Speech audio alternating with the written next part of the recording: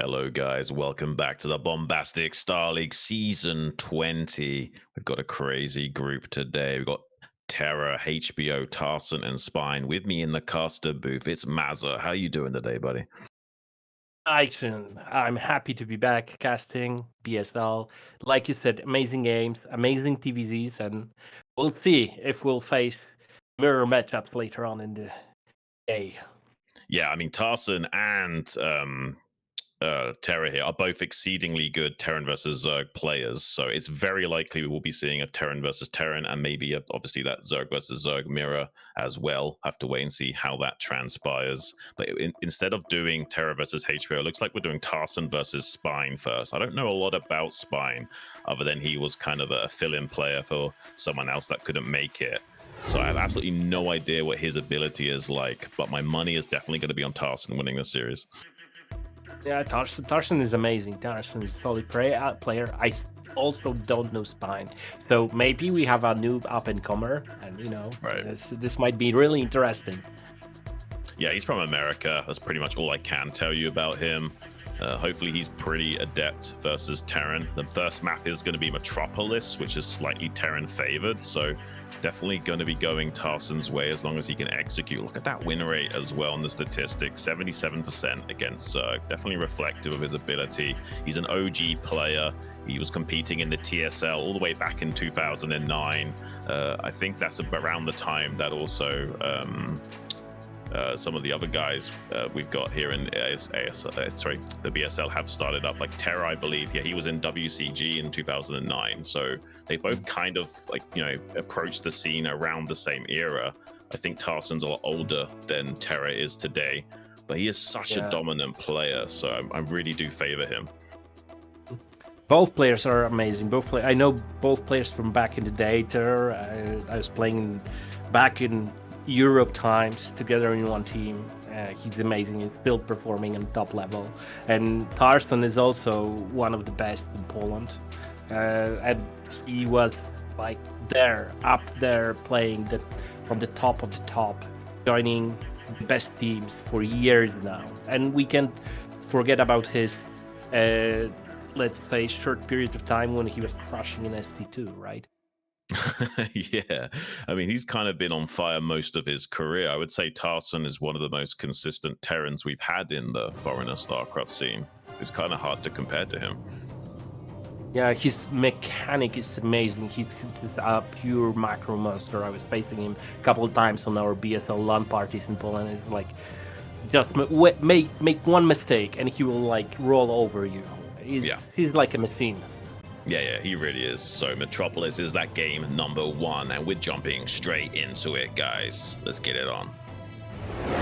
So we've got the Red Terra Tarson in the top left side of the map.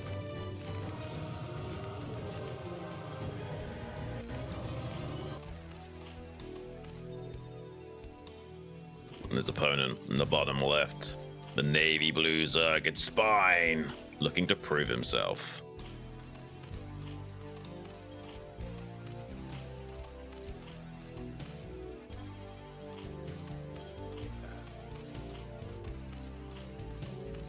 So this map is kind of weird, Mazza. It's kind of got this like massive main base that's kind of the shape of a boot, and does allow for some crazy drop shenanigans on either side. So it is potentially gonna have some cheesiness for one of these guys, but not necessarily. We could just be seeing a straight up macro game here as well. Yeah, that's true. That's true. And we need to also remember that if the game will take a little bit longer, there are fewer expansions on this map, right? Usually you have more expansions. Now this can pressure you a little bit to make the decisions faster, try to pressure a little bit more. Yeah, it's one of those maps with just 12 mining bases with this center base as well, something akin to Retro. And it does kind of force the players to interact a lot more in that mid game and not allow you just to sit back and macro to your heart's content too much. I prefer maps which have a bit more of a balance between the two, with like the 14 mining base setup. But in StarCraft history, any base that's set up with like between 12 and 16 does seem to be the norm, and this one on the lower end of that spectrum with just 12 bases and that center to take later on. So we'll be probably not having too long of game here. Yeah, no, to be honest, I really like this map. This is one of the new maps that I really enjoy. Maybe due to the fact that I'm a Broadwar player and the big main lets you do those kind of drop shenanigans a little bit easier. But the thing that I feel that is a little bit challenging is that the fact that it's very difficult you can't completely wall in, and that might really be reflected in the game here, right? Yeah. A lot of these newer maps do make it harder for Terran to get away with that wall in. There's always going to be that one hole you have to plug up. Interestingly enough, Spine went for a quick pull here just to make sure he was safe against any 8 racks or BBS that could be coming his way from Tarson. Tarson, though, just doing a very standard 1 racks FE, it looks like. And yeah, as you can see, this wall setup, it does have a gap here on the left, so you can't just be completely fine against potential Ling run buys. And I think that is more balanced these days. I think Terrans were getting away with a little bit too much by being able just to wall off and kind of optimize their builds without having to produce too many Marines. All the Ling's trying to get in here, but does get the kill on the SEV, and that Ling scout into the main base is a nice little early win from Spine. Yeah, now he can see what's happening. The gas timing is crucial here. Yeah, he's taking that at a pretty normal time, around 20 supply. You'll usually see that between 19 and 23 relative to what build order timings you're going for, whether or not you're going for like a 2 racks or 1 racks engineering bay. It's nice to know that the Terran's not being super greedy and doing something unorthodox here. So any scouting information early game's a pretty big win for Zerg. I like the position of the second Marine that is next to the depot in this little gap. Probably it can make the Zergling's AI glitch a little bit if you would send it with an attack. Yeah. Ooh, he gets quite a lot of hits on that SCV scout already. I mean, kicking this out of your base right away is nice. He is keeping it alive almost for the Spire timing, so he knows this is most likely not going to be a 2-hatch lurker play here from Spine. But it is going to be going down reasonably early. It does manage to see that sunken colony, so we can be pretty sure that there's not going to be a Zergling flood. Usually you would not bother getting a sunken if you intend to flood Lings here, so looks like Tarson... Go on. It's a fairly fast sunken, right? Usually you see this a little bit later in the game, and you need to remember that on this level, each mineral, each drone counts.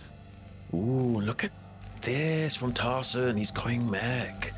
Okay, so with that slightly earlier gas, he is going to be squeezing out a couple of factories here, and this might confuse Spine, because it looks like a 1-racks FE from what he's seen thus far, but he has seen that the barracks isn't flashing anymore with this scouting overlord, so he might be able to put those puzzle pieces together. Although he's not actually got the overlord far enough over, he might be being a little bit lazy, focusing on his own build order and not be considering this possibility out from Tarson.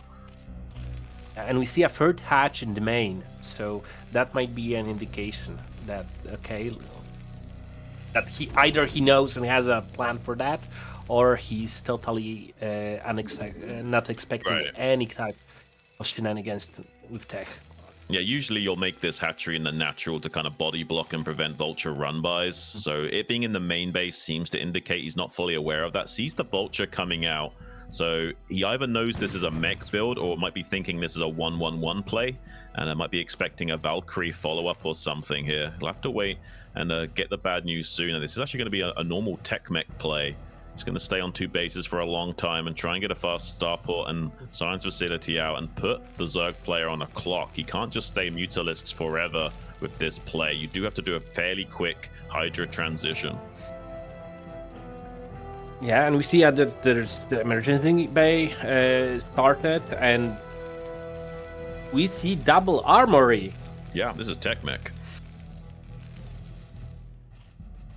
He's going to stay on just 2 or 3 factories for a long time. Yeah, he's going to turtle up on 2 bases and then get a very fast science facility out and put the Zerg player on a clock. The Zerg player needs to identify very quickly that this isn't going to be a mass Goliath play or something, and he needs to know that he has to transition into a mass Hydra style and play wider by getting as many bases online as possible. Going to be clearing out this Vulture now so that he does keep the rest of the map free for himself to send out drones, maybe for a transfer or make more bases.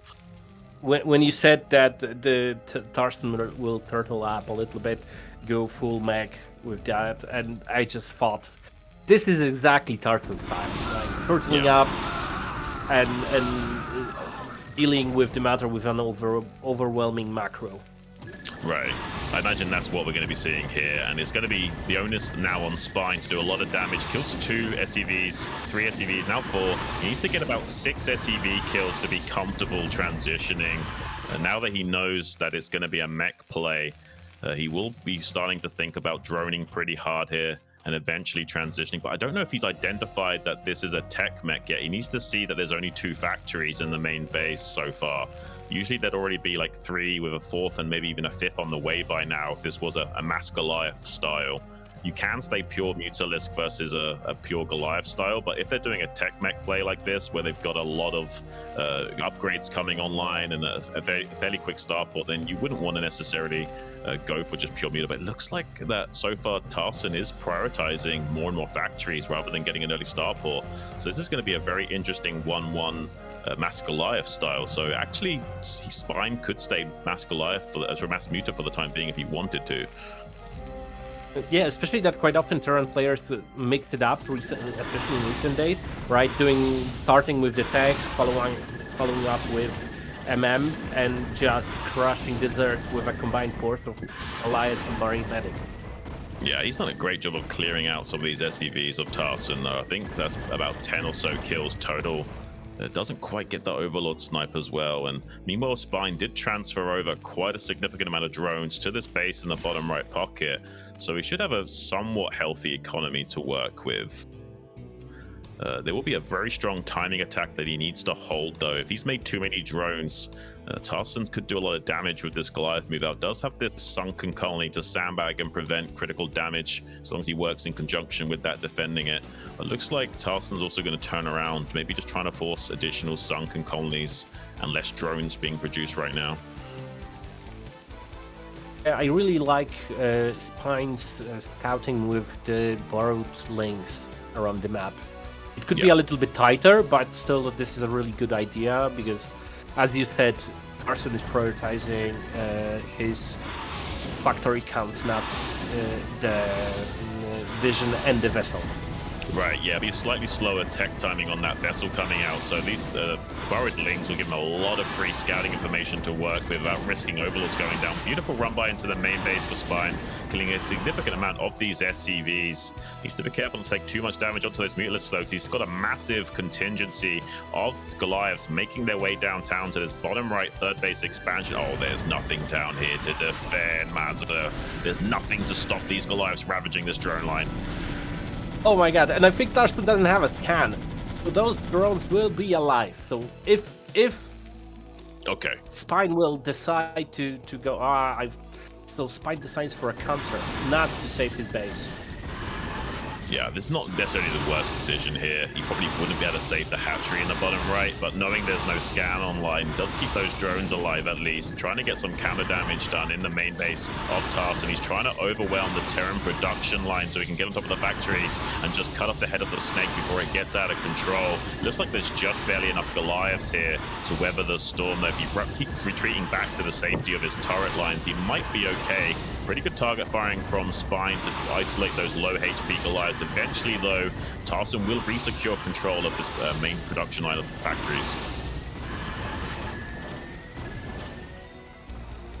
So now we are in a situation where Spine lost all of his mutas, and Tarson owns the base, his second base. So this is a very difficult and tough spot for Spine, though. Yeah, he's in a rough spot. He's going to wait a long time for this hatchery to rebuild in the bottom right. It will be difficult for Tarson to keep committing forces to kill that base over and over again. Mech is not the most mobile of things, but he's killed so many of these Mutalisks that also, inversely, Spine not going to do too much damage to him, although he is managing to find a weak spot here. When the Goliaths were moving out to the third base that Tarson wants to expand to, now going to be picking up more and more of these SEV kills, trying to make up for the deficit he's currently in. I don't think it's enough, though. I think Tarson's definitely really ahead in this game, and he's got plenty of Goliaths now in his main base, securing that, and also plenty at this third base to get this online more or less for free. Oh my He's God. running into them. Oh, that's so painful, Mazza. I felt the pain. Felt the pain there. Yeah, we have got a transition into Hydras as well, but it might be too little too late. There's not a lot of economy left for Spine. Zero is pointing out here that there's 1-1, the Goliaths are 1-1 versus 0-0 Hydra. This is a thing. Yeah. Well, this is a great play from Tarson because he's kind of baited Spine into staying pure Muta, and he's not going to have a strong transition as a result. Those, like Hydras with 0-0 upgrades are just going to melt to those upgraded Goliath units. It's kind of unfortunate. Spine kind of playing into Tarson's hands in game number 1. Yeah, exactly, and we saw that after the initial Hydras didn't work, the Spine just tapped out. Yeah, there's not really much he can do there. He can't really get that third base online or really trade well with the Terran anymore, and it's just going to become a more compounded problem as time goes on. So it's probably good GG timing from him. Yeah, I fully agree. Especially, when you think about the number of STVs that Spine managed to kill, and it wasn't a small number, but Tarson was still able to roll out his mech and just destroy the Hydra. Yeah. Okay, so let's see what's the ban gonna be. Okay, so I think Tarson's banning Dominator. Now we'll have to wait for Spine to pick a map from the remaining maps in the pool. After seeing that game number 1 performance, Mazza, it really does seem like Tarson's gonna outplay Spine here and maybe secure a quick 2-0. Yeah. Let's wait. This is StarCraft, and the beauty of StarCraft is that anything can happen. It's kind of like a boxing match, right? Just one punch can change things. Exactly. Okay, so it looks like Deja Vu is going to be our second game in the series, guys. I'm really looking forward to seeing the rest of this whole evening because Terran versus Zerg is probably my most favorite matchup. We've got at least 2 of them with potential for more depending on who wins. I do think it's most likely going to be that Terran versus Terran going through to that winners round, though. I'm not seeing anyone besides TerrOr and Tarson going ahead in this early stage of the bracket. I just favor them so much. They're so solid against Zerg. Yeah, taking into consideration the years of being on the top level, they just don't make those kind of mistakes that can be used against them. Yeah. I think both players are ready, though, so we're jumping right into it, guys. Spine versus Tarson on Deja Vu. Let's get it. Game number 2, we're starting. Deja Vu as soon that. TerrOr. Yeah, Tarson as the blue Terran, the top left side of the map. And his opponent, Spine, red Zerg. Cross map position, bottom right side of the map. So, cross spawn. Yeah, I mean, this might help Spine a little bit if it is going to be a similar play here from Tarson. Having to go cross map with your mech army, not the most ideal thing. We'll have to see if Tarson wants to throw out the same kind of style here. I imagine he will be wanting to wall off in his natural no matter what he does. Yeah, that's probably true. But, on the other hand, if the Zerg player is going for this kind of 2-hatch Muta play, at the beginning 2-hatch Muta, very fast 2-hatch Muta, then the cross spawn makes it a little bit longer. Right. Oh my god, what It's do we see here? Yeah, it's an 8-Rax. It's going to be some early aggression. Will Spine be able to identify and respond correctly to this? I'm assuming that Tarson's micro is going to be pretty impeccable. So I hope Spine is prepared and has got a lot of practice in dealing with these early pressure plays. It doesn't seem like he wants to do a safe 8 racks as well. He's really committed to this. It's almost in the exact center of the map, and no wall to like float this back to if it doesn't go well. So he's very committed to doing some damage early on to Spine. Yeah, and we don't see the faster spawning pool that we saw in the last game. So No. this might be a very quick game. Oh, it absolutely might. Yeah, he's going to have to somehow do it like a... If he does a cross-map drone scout, I'll sometimes do this as a Zerg player versus Terrans as well. If I'm not sure what my opponent's range of play is, I'm probably going to throw out a cross-map scout with my first drone, and that would definitely help Spine out here if he did that. Let's see where this drone decides to go. We see a drone heading out, and they see the... Yeah, he saw the SCV. He saw the SCV coming from cross map, so he definitely wants to check it. And he's going to see the Marine early on. That's a big tell. Now he won't make the gas, and he can optimize sending more additional drones down to defend. You're going to need to pull at least 6 initially with a total of 8. He doesn't know for sure how many barracks are behind this, but he knows it's going to be a pretty big committal. Seeing that Marine that far out on the map that early definitely knows this is a very committed attack from Tarson. And we see a gas follow-up from Tarson, so this will be follow-up by a very fast factory. Yeah, the idea here is to draw the Zerg into defending with just pure drones and not even bothering to make a Sunken. Does get one of those drone kills already. Really nice shuffling back of those Marines to get that kill. Now going to be throwing down that factory in the main base, and all he's hoping for is that the Zerg only defends with drones and Zerglings and never makes a Sunken, so the Vulture can get the killing blow. Has killed more additional drones as well. I mean, Tarson's already being successful with just the Marine component of this timing attack, and if he doesn't make a safety Sunken, he could just lose. In total, he was able to kill 3 drones. That's a huge deal. Yeah, and he's made 6 Zerglings, which does seem to indicate he has no intention on building a Sunken colony. So now the plan of Tarson is really starting to work, because he's going to feel like this is going to be a normal transition from the Terran player, and a normal game will be following up. So he's going to go into like 2-hatch muter mode after this and just assume that the relative timing of the game has been set back by about a minute in terms of their usual timings. That's not going to be the case, though. This Vulture is going to be coming out across the map very soon, and against Slowlings, he can kill infinity amounts of them. That was a good decision to move back with the initial Marines, just to be sure that the Terran player won't die to a Zergling counterattack.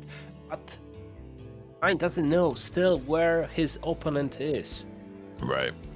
He's going to intercept this Vulture, and he did make a Sunken actually back at home, so he probably won't just straight up die here at least. But yeah, most of these Zerglings are going to fall in short order. They're not going to get into the main base and accomplish much. He kills off 2 of them and lets the next rally Vulture with the Marines on the high ground take care of those. Doing his best not to take any losses is Tarson, and does a good job of that.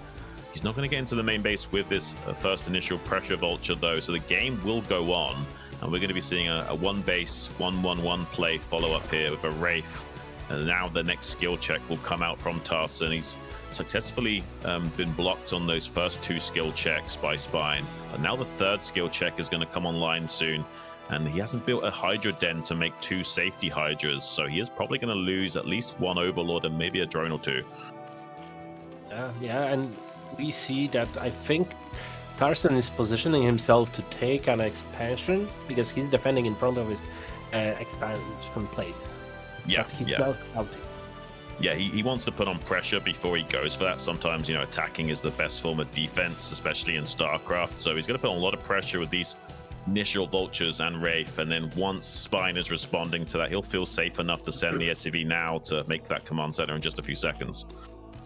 Yeah, and we can see that Spine is building up a wall in order to mitigate the potential risk of a run-through by the Vultures. Right, yeah. It's a very common follow-up to see like a 3 Vulture run by or something to try and end the game. So, limiting that surface area so you can block it up with a Zergling or a drone to prevent that. So important for Zerg. Here comes the Wraith into the main base, also providing valuable scouting information for Tarson, so he knows what the exact follow-up is going to be. He sees the Hydra Den in the natural, but no Hydra's popping, so he's probably thinking, okay, maybe get away with killing this Overlord now, and with the timing of that Spire, there's pretty much nothing you can do to stop me maybe even getting 2. But we see there's expansion follow-up by Tarson, so probably the initiative very soon will be taken by Spine. Ooh. What I'd really like here from Tarson is to draw the Hydras into the main base and then go for the run by into the natural with those 4 Vultures chilling. He might go for that soon. He wants to ideally bait these Hydras out of position. Instead, though, he's going to draw the Hydras into the natural and then go for a drop into the main base. You've got a dropship that's just about to scoop up those Vultures. He's trying to distract Spine and keep the attention of these Hydras in the natural so they can get a lot of damage done in the main base. There is a scouting Zergling that's crucially going to identify this, though. Really good read here from Spine. Will allow him to reposition some of these Hydras. Oh. Tarson delayed a little bit with the drop, and we see the Vultures half beat. Oh my god. He's got Borrow as well. Yeah, Borrow is a really crucial upgrade to go for, especially against these sort of teched out plays of Terran. Does prevent critical damage from being achieved. Tarson, though, didn't lose the Vultures. He's getting out with them alive, and is going to be picking up another Overlord, which is going to supply block Spine. Tarson just say, nope, I'm moving back. Oh my god, it was a fake. He's back again. It's a double fake. Back for round 2. Borrow does come in, but not before losing quite a few drones. I think that was 4 drone kills. Mutalisks are starting to pop out, but the damage has been done. He's gotten a few Overlord kills and enough drone kills that he can just do a normal transitional play here. And there's a lot of barracks that have been thrown down. So this will be more of an SK Terran style back in the Terran's base. This was a little bit of a mistake not to move earlier back with the drop shit. Right. That's a good Freudian slip. I like it. That's a good name for it. That's a really good name for it. I completely agree. It just flipped. Sorry, guys. It just flipped. It's okay. It's good entertainment value for the stream. I like it a lot. Yeah. Okay, so good. Looks like Terran drops. Just saying. It's okay, so we got a bit of a Mihu style setup here from Tarson with some turrets spread around his main base, making sure the main zones that are covered are indeed going to be able to help him out, support against that play with the Mutalisk Scourge coming in. Needs to be careful. There's an Overlord with speed on its way. Does manage to catch one of those cloaked Wraiths. It's a nice tactical play to sandbag the efforts of the Zerg, but quite a few speed Overlords are coming over here. Now the bio transition's fully underway, so we shouldn't be able to achieve too much more damage with those Mutalisks for the time being. And we're going to see a slightly normal macro game as a follow-up with Tarson slightly in the head. We saw on screen that Spine decided to turn up a little bit. We see a lot of Overlords moving to the Terran base. Probably it's a little bit too soon to say that this is a drop, but this is just a counter because Spine probably doesn't know if there are more cloaked Wraiths coming in. Yeah, he has no idea if he's going to continue producing those or not. It does seem like a more normal transition coming out of Tarson, just prioritizing production of those bio units. And they're really keeping Spine guessing in this series. It's usually the other way around. It's usually the Zerg that's throwing out the mind games and using their fast 2-hatch muta timings to control the state of the game and prevent the build order range from the Terran. But seems like Tarson's saying, no, I'm going to throw out an 8-racks really early on and put myself in the driver's seat. It's worked out great for him. Spine trying to get some of these SCV kills in the natural, not so successful as he was in game number 1. So the economy of Tarson is currently booning. And we see that Spine is trying to take yet another base, but Tarson's follow-up with the 5-racks might be very, very, let's say, damning to this plan.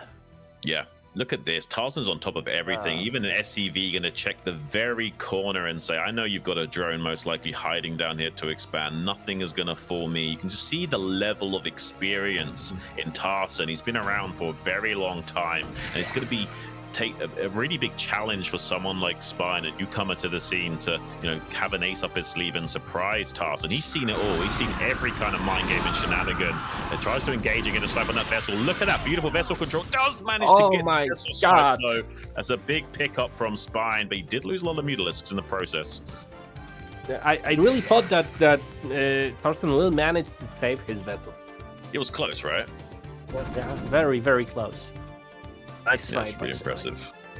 He needed that value there. I mean, if he didn't get that vessel as compensation, he was looking worse and worse in this game. Now he's going to attempt a slightly more normal macro game, putting some Hydras over at this base in the bottom left, morphing him into Lurkers, and trying to go into a slightly normal late game Zerg style. He's about to throw down his Defiler Mound, I imagine. There's not really much else he can do. He can't afford to go Guardians here. There's already too much tactile play and momentum going in Tarson's favor that going for like a sneaky Guardian play would probably be shut down, especially with Wraiths with Cloak already researched. So I imagine this is going to be a somewhat normal follow-up from the Spine. He's trying to be sneaky and bypass the Terran out on the map by getting some Lurkers over to the rally point of Tarson, but look at this. We've got a tank push already coming out from our Terran player. Oh, it's another block in the bottom left. They get all the way down inside.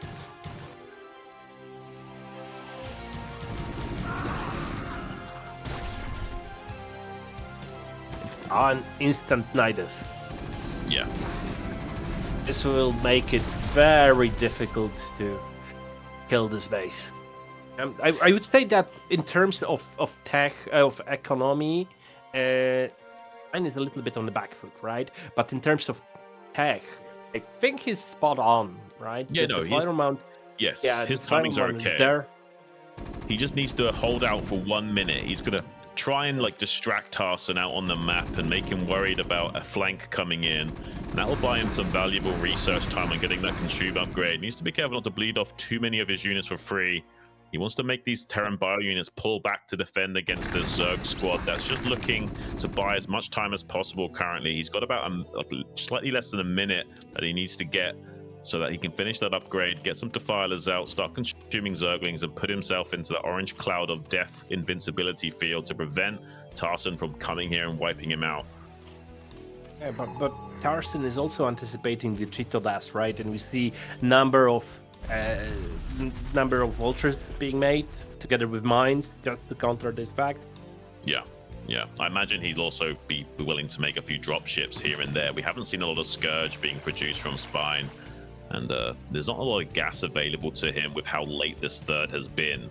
So it might be difficult for him to afford to make Lurkers and Defilers and Scourge. So Tarson could get away with some dropship plays. He's got 3 Lurkers stacked up in this bottom left. There's the 2 dropships I was expecting out of him. Very likely attempt from the Terran to abuse the fact that there's not much gas or lava available to the Zerg in this situation. My god, he managed to just flip next to the Overlord's vision. He's threaded the needle perfectly there. He's going to be spotted now by this other Overlord, but it might be too late. He's running into the main base. I don't think Spine is reacting to it quickly. There is a Nidus Canal that he can dive through. He's too busy trying to secure this 4th base location, and that's going to be punished now by Tarson as he guns down with the Gauss Rifles on that Nidus Canal very quickly. There's nothing else to defend this base, but what Lurkers, Slings, and Defiler were already here, and having to rotate from the natural expansions, taking them some time. They're in a poor position behind the gas, waiting for the Defiler shot, finally showing up and throwing down that Cheeto dust, trying to be as annoying as possible to Tarson here. But as long as Tarson just keeps shuffling around his bio forces, he's going to probably knock out this expansion.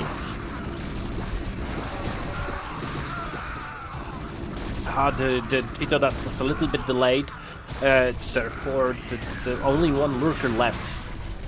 Oh, I guess the Defiler as well. That's really painful. There's nothing really to save this. I mean, the Nidus is coming online, but this hatchery will probably fall before anything can get over there to defend that base. Spine's in a bit of trouble now. Tarson's even expanding behind this to consolidate his lead. He's playing like 101 StarCraft right now, pressuring your opponent while you grow yourself, and he's doing an absolutely fantastic job of it.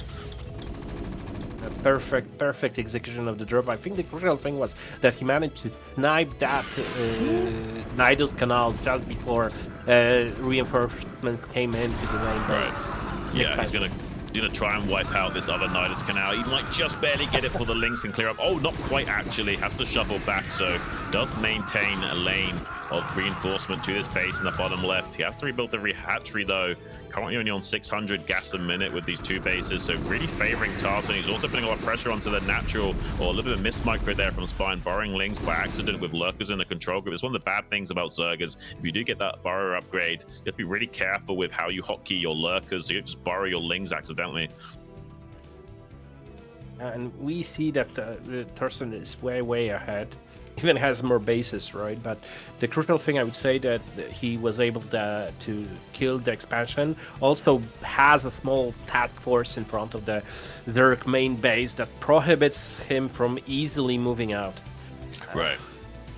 I mean, he's got the Ultra Cavern, but he's not going to be able to afford that many Ultras. It's a shame. If he had that third gas without that being taken out, I actually think that Spine would have some counterplay in this game, but with that snipe on the hatchery in the bottom left, that fantastic drop play, I just don't see how he's going to keep up. He's going to try and do some mind drags and clear up this small force that's containing him in the bottom right. He will be able to break out of that contain, but Tarson still has plenty of forces to mobilize and lay siege to this bottom left pocket of the map, and it looks like Spine going to be playing defense for quite some time. And Tarson attempts to yet again deny the expansion, but this will be a little bit difficult with the defiler play. Yeah, as long as he's on top with these defilers and he constantly remakes those one at a time at each base, it's going to be very hard to overpower the Zerg with how long that spell does last. Not quite as bad as Stasis, but bad enough. Yeah, that one Ultralisk is going to come in clutch maybe to hold the line, but eventually will be taken out by the chained irradiates from the Terran player. Tarson understands that how you beat Zerg in these situations is just by constantly laying siege to them for prolonged periods of time. It might take you a minute, it might take you 2 minutes, but eventually there'll be a point of weakness to exploit, and you will get that checkmate move. Oh my god, we see a counterplay from Spine. Ooh, this could do a lot. There is a bunker, but he's not inside. It does manage to stim and get some Marines in there. Needs to scan as well. Bunkers are crucial in holding counterattacks, so it does buy a little bit of precious seconds for Tarson to get some reinforcements over there and prevent devastation. Has got a 4th base online as well, so he's actually ahead of the Zerg in expansions, which is quite a rare sight to see. Maybe he can get these lurkers borrowed and kill some of these SCVs. That could be huge siege tanks over here to try and save the day. I think Tarson's reaction speed is decent enough that he's not going to lose too many of his workers here. It's pretty nice attempts from Spine to add a little bit of chaos to the mix and maybe create some opportunities to come back in this game. And the Plague Goo. Yeah, finally getting that Plague value. It's such a good spell against Terran, especially if you can't afford to dedicate Gas and Lava to Scourge. Your only real counterplay is, relying on that Plague and using either Hydra or Mutalisk to clear up the vessels on low HP. Ooh, look at that Irradiated Ultra just gobbling up those Plagued Marines. One of the best combinations of spells in the game. Oh, he's not scanning! How many kills? 12 kills. That's 13 after the Vulture goes down. That's crazy. Here comes an Eraser Trick with the bar upgrade, saving the majority of those drones. Spine is still in this game right now, Mazza. That's amazing. That's amazing. And this one Hero League will kill. Well, so will not. Baby, he gets it. Yeah. That's crazy. Oh man. Yeah, Tarson falling behind a little bit in his execution, not quite able to get the job done. Now Spine is still alive. Tarson, though, does have 4 bases online currently, so we'll still be able to outscale the Zerg quite heavily in production. Here come a few pairs of Scourge trying to find connections, not able to do so. Will most likely have to rely on good plagues. He's going to be placing a lot of mines now to catch any Ultralisks and Lings that come his way. So it looks like Spine will have to do Lings on move command to try and sweep through these minefields, because look at how much damage those mines do to Ultras. They just go splat. Yeah, but this is the difficult time for turn play, right? This is the breathing time that Spine got, because the transition time for Smack takes a little bit, right? So now Tarson will need to defend and try to defend his bases, and probably won't be able to macro that good as with the MM. Yeah, I mean, he doesn't have a lot of bio out on the map to kind of hold the line while he does this transition, which is the usual go-to. And Spine's done a good job of launching counterattacks and pressuring Tarson, that he's been able to dry up most of the forces that could be mobilized. Tarson actively laying down countless mines, but you can see some links here clearing out those minefields pretty easily. And now we'll set up lanes of attack to this natural third base while launching another 1-2 punch over at this fourth base location. He's going to try and create so much chaos that he's then got a ladder to climb to eventually close out this game. Ultra Ling doesn't sound like a cost-effective solution to mech, but it does when you create this much chaos and keep the Terran spread thin. Especially that at the same time, Spine managed to take yet another base in the top right side of the map. Right? Yeah, he has the eco to support this chaos. Oh, the Irradiated Ultra in the mineral line is exactly where you want to send those units as soon as they get that spell. Look at how many SCVs are going down. That's crazy. That's enough damage maybe that he's starting to put a dent into the Terran. He's still on low supply. Good job by Tarson being active with those vultures. Going to be shutting down the drones and lava in that top right, preventing that from being saturated. And he's going to target down that Nidus Canal as well, cutting off reinforcements. If he can knock out that base from being mined the gas, maybe he can still close out this game against Spine, but Spine making a very good effort in trying to come back in this game.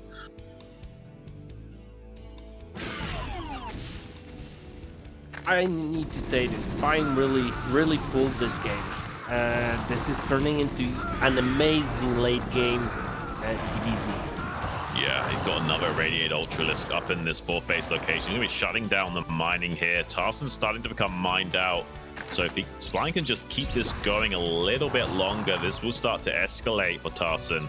And Spine's taking his natural fourth as well behind this. So yeah, I mean, this is going to get better. Oh, so many SCVs just went down. This is going to get better and better for Spine. And Tarson's making an additional command center, but he's going to have a hard time finding a place to send it for the time being.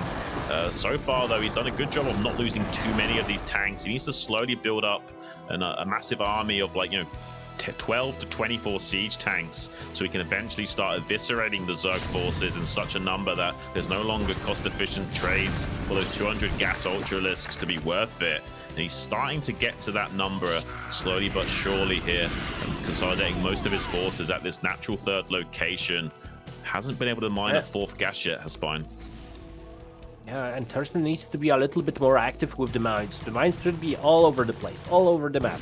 Because now we can see that Spine can move freely around the map with those little group of Zerglings and Ultras moving between bases. Yeah, Tarson's finally thinking that this is the time to go. He's pulling the trigger on a vertical attack, trying to come down to this natural fourth of Spine to see if he can close out the game right here, right now. He's knocked out the base in the top right with some vultures and denied that gas. He knows that this is the only lifeline for Spine, is getting this fourth gas online in the bottom left natural, and he manages to secure the win, closing out this series very cleanly 2-0. That was a pretty impressive game, though. I love to see mech switches. One of my most favorite things in Terran versus Zerg is that mech switch play. Yeah. I think that mech is very powerful, especially against the Cheeto Dust. Yeah. So I agree with you. And I really do like to see chaotic games where it's just like small pockets of Zerglings and Ultras running all over the place and trying to spread the Terran too thin and hope they collapse like the Roman Empire. Yeah, really impressive Terran versus Zerg series. So Tarson going to be going ahead to that winner's bracket, and Spine dropping down to the loser's bracket. We'll have to see who they will face off. We do have TerrOr and HBO coming up next. TerrOr first. HBO will be... I'm really curious about this game. Really am. Yeah, well, we've heard some things about HBO that he's pretty good, right? He's playing at an S-rank level, and Wolfix said he's really good. We don't know a whole lot about him. There's a Polish guy that's just, apparently really good at Zerg. Yeah, that's true. And I'm wondering, how is his PvT? There's a lot of good Polish Terran players. Maybe he trained a little bit with Wolfix, with maybe with Tarson. I'm really curious about the game. Really am. Yeah, no, I really do want to see how these two stack up. I actually think this might be a slightly better game than Tarson versus Spine. Yeah, I'm really looking forward to this series.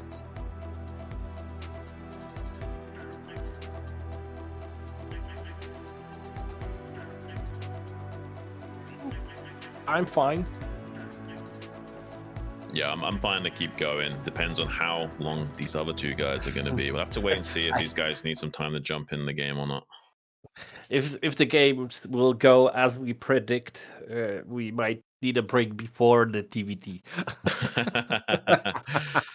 Yeah, we'll probably take a break after this series just to give the guys in the chat a chance as well to grab some popcorn and beer, because they probably will need it if there is going to be a TVT.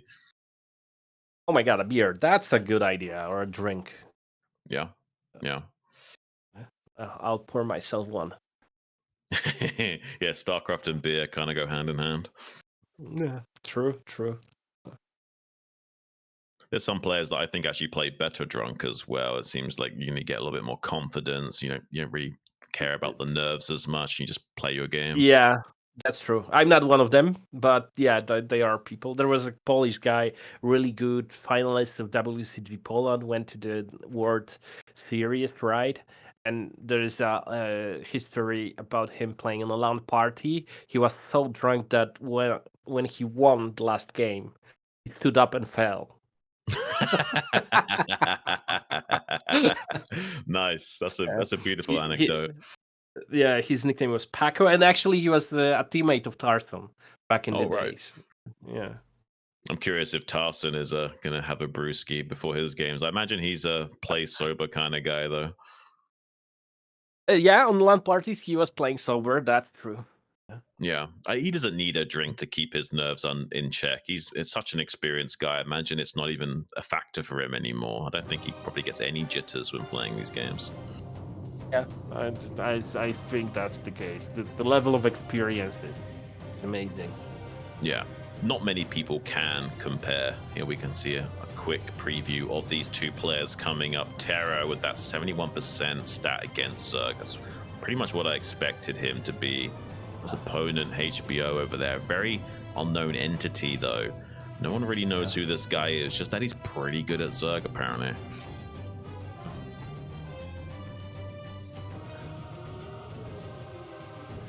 So look at some of the things underneath here. It says he's been playing Broodwar since he was 13 or 14. That's quite a while. Winning challenge and IC Cup to play for a spot in the Polish team. StarCraft was dying a long time. Okay, so he has been around in the scene, just maybe not so well known. Yeah. When Zero said one of his AKAs, I remembered that guy from our Polish server, from Man Wars and things like that. So he's been there a while. Nice. Well, guys, game number 1 is going to be on Metropolis. Both players are ready. It's HBO versus TerrOr. Let's get it on. Tarson, my God. Aren't there any Terrans that doesn't start with a T? Seems on brand. Yeah. Oh, Metropolis.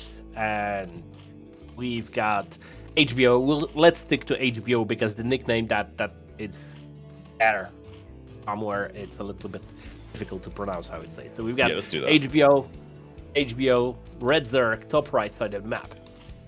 And TerrOr, our Peruvian player. Lutheran, bottom right side of the map. So, up cross spawn. Let's see. Is anyone cheesing? Not yet. We'll have to wait and see. I mean, it is in TerrOr's blood, but maybe he can, maybe he can restrain himself. Yeah, I played a lot of games versus TerrOr, and usually he was. It is in his. Oh, and we got forward right. He's on brand as well. Yeah. So usually Tarson didn't cheat too much, but though I remember that he has that skill in his portfolio, let's say. Right. But in TVZ, when I was watching his TVZs, it is like 30% of games with some kind of non-standard play. So I'm really curious, since we see it in the first game. He started with forward tracks, right? Well, to be fair, this is a safe 8 racks. He's going to be walling behind this, and it's a very short distance to float that barracks.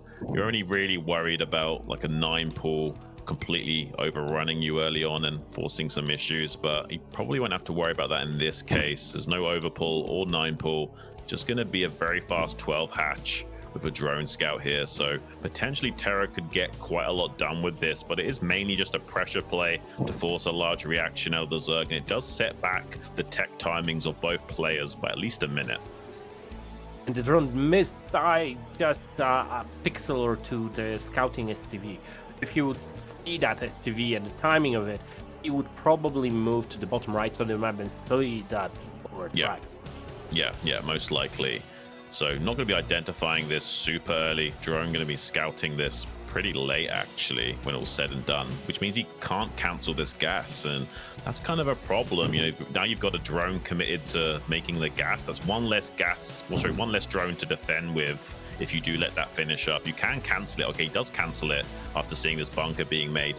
This could be a bluff bunker for all he knows, but he's taking it somewhat seriously, pulling a pretty decent amount of drones right off the bat to try and shut this down. Pretty good micro with these SUVs to body block. He's going to start building a second bunker right away, and does manage to probably lose one of these SUVs. The other one is seriously low HP, and neither bunker has gone down, so pretty well defended from HBO thus far. Can he get these Marines killed and out of here as well? Does kill a couple of these drones, so it's pretty even thus far, but denying... Yeah, that's a pretty big deal. I mean, he's denied the bunkers from going up unless TerrOr sent an additional SCV. This is going pretty HBO's way, I would say. Really nice execution of the defense. The drones around and killing both SPVs. Nicely played. Interesting enough, he's hiding the Zerglings here. You see that? Oh, he just barely sees those Zerglings. If TerrOr's paying attention, the tail end of that vision would have shown him that there's a lot of Zerglings coming his way now for a counterattack. He's only got 5 naked Marines to hold the line. He might only think this is 6 Lings coming his way, but it's actually slightly more than that. TerrOr might be caught with his pants down in just a few moments here. Oh my god. Okay. Yeah, it's pretty painful for TerrOr. It's unfortunate for him. He only saw 6 Lings coming and he thought he would be safe. Unfortunately, there was just a few extra. And now TerrOr's in a lot of trouble trying to stabilize against this. This could just be a quick win for HBO if he executes well. TerrOr, though, pulls a massive train of 10 SCVs to try and keep this one Marine safe. Doesn't quite body block against that Ling. Does manage to kill it, though. So the Marine is still alive, and TerrOr will technically stay alive in this game, but has taken quite a significant dent into his own economy. And TerrOr doesn't know if there's a follow-up with the Ling. Right. So he needs to defend now the main, oh my god, and the expansion.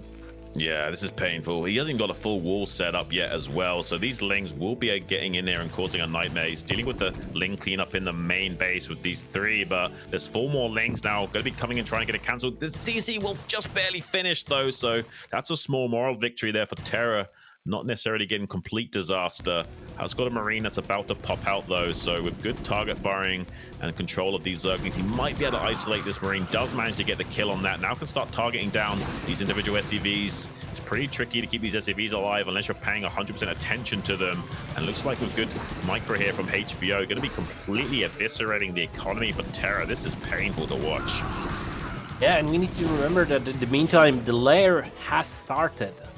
Yeah. It's going to be a Lurker follow-up as well. Look at that. He's going to go straight into like a 2-hatch Lurker play. So even if somehow TerrOr did hold the line, he would have gone down. He does tap out GG and HBO, the up-and-coming potential star Zerg player from Poland, getting a quick 1-0 victory over TerrOr and slapping down that quick 8 racks. That's going to be making TerrOr think twice about that potential opening again.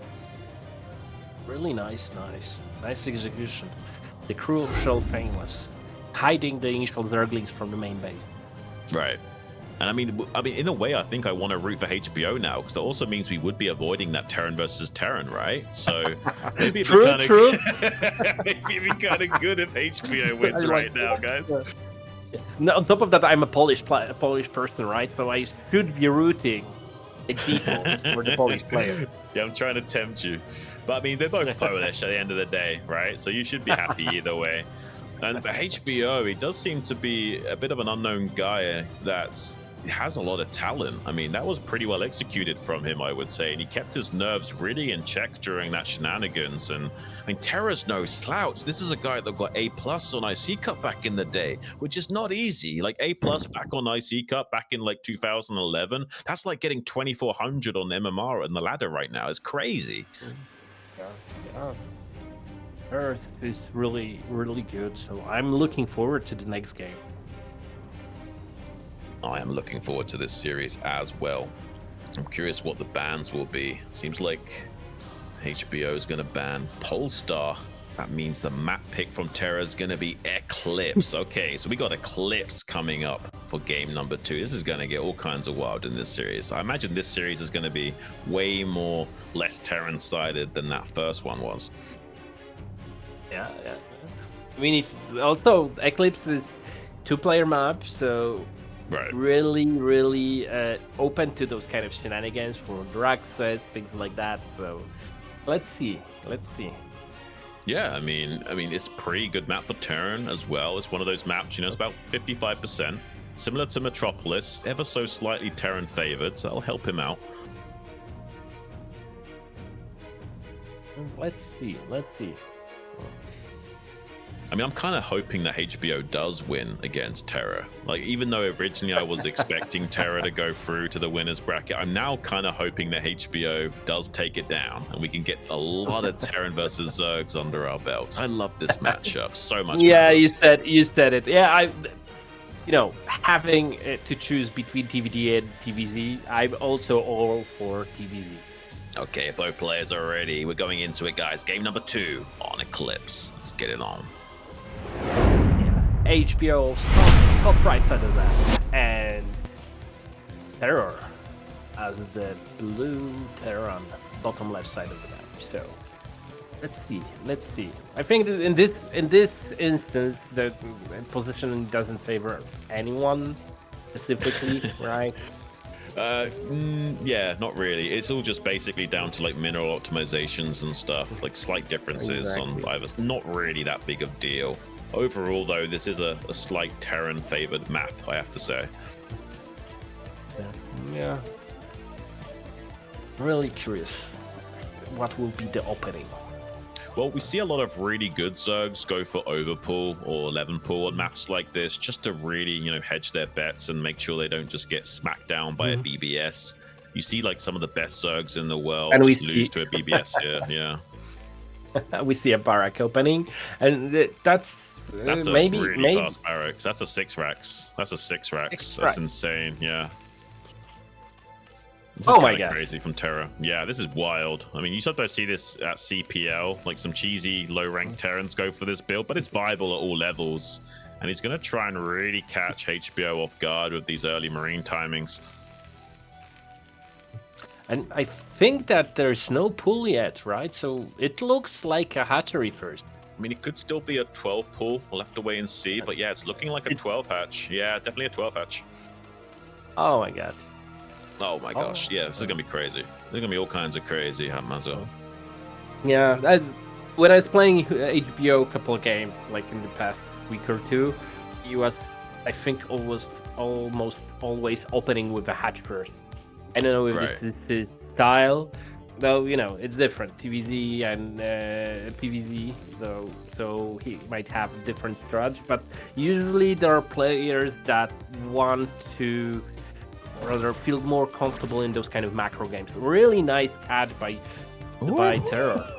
Look at the SCV control as well. He got that drone really low HP, and most importantly, bought precious time in slowing down the scout timing. So he's going to see this Marine around about the time the Overlord would spot it anyway. So yeah, not really going to be getting an early read on this at all. He's currently getting his pull and gas at the normal timings, and we'll soon see the bad news that there's already 3 Marines that are out. This is crazy, but he doesn't actually see the other 2. He just thinks this is 1 Marine. He's completely disguising this build. Oh my God, the pool is already there, so now it's the thing that HBO doesn't know that this is more Marines, so he will. Oh, we got an SCV trade. Oh my God. That's a lot of SCVs. He's pulling the boys. He's about to get all kinds of crazy up in here. We'll have to see if he can produce enough Zerglings and have the prerequisite micro to deflect this. If he started making a Sunken right this second, he might have a chance at batting this back, but he's not really doing anything besides making his usual build order timing. So probably 4 Zerglings maximum will be the initial defenders. And with this SEV train coming in, the Sunken's going to be way too late to defend against this. With good micro, TerrOr might just slap him down. My God. And you see that there was a layer coming in on the expansion, but now it was cancelled. That was the waiting game. Yeah, and he's got the bunker quick enough that the creep colony can't deny range on that hatchery as well. So it's a pretty well placed bunker. Has got this 1 Sunken colony in range of that, but 2, maybe 3. Okay, 3 Marines inside that bunker with plenty of SCVs to repair, putting some preemptive damage on this Sunken that's morphing. Just needs to get that down to 100 HP to one-shot that as it comes online. Only had 100 HP left once it did pop, so those SCVs still might be able to kill it with 2 Lings trying to help deny that, but that Sunken colony will go down, and now he's relying purely on these Zerglings to defend, and he's only got like 2 drones mining. TerrOr's done so much damage. Look at the limit. 4. 4 to 18, 19. That's crazy. I mean, how do you even come back against this? I mean, you need like 10 to 12 Zerglings to efficiently clear that pool of that bunker, and he just can't even get to that count. GG. Quick equalizer here from TerrOr, re-establishing his cheesy dominance and showing him it really is in my blood. I'm better at it than you. Yeah, really nice. Let's see. 1-1. Match point. Oh. I don't even know what to expect, Mazza. This is just crazy. Like, will the game even last longer than 5 minutes? Who knows? It's just like, in TerrOr's mind. My rush didn't work. Hold my beer, I'll try again. Yeah, my 8 racks wasn't quick enough, so I'll just go for so 6 now 5 this time. I love the logic here from TerrOr. Definitely getting the better of HBO in this. And yeah, I'm the kind of Zerg player that goes 12 hatch almost every single time against Terran, and it is kind of like that. You know, I go Overpool versus Protoss and 12 hatch versus Terran, and unfortunately at a competitive level, once they know your style, they can metagame against that and really start to abuse you. Yeah, that's true. Opening has a counter, so, and executed the counter perfectly. Yeah, I would say so. Now he's got the tempo as well going into this final decider match. It's going to be Deja Vu. Looks like we got a ban on Death Valley. I really do like Death Valley. One of the best spicy maps we've had in a long time. Like comparing that to like 76 or something, like, oh my days, it's a better map. Oh, I don't know. The Death Valley is not my fault. Oh, I like the game. What was that game in ISL? PvZ with Arbiters. Best? I think it was. Yeah, Best versus Queen. Yeah. That was amazing. Oh, really was. There was also Rain, I think, went for Arbiters in his Protoss versus Protoss as well. Yeah. On that map. I remember doing this. Okay. We're starting. Game number 3 on Deja Vu, guys. Let's get it.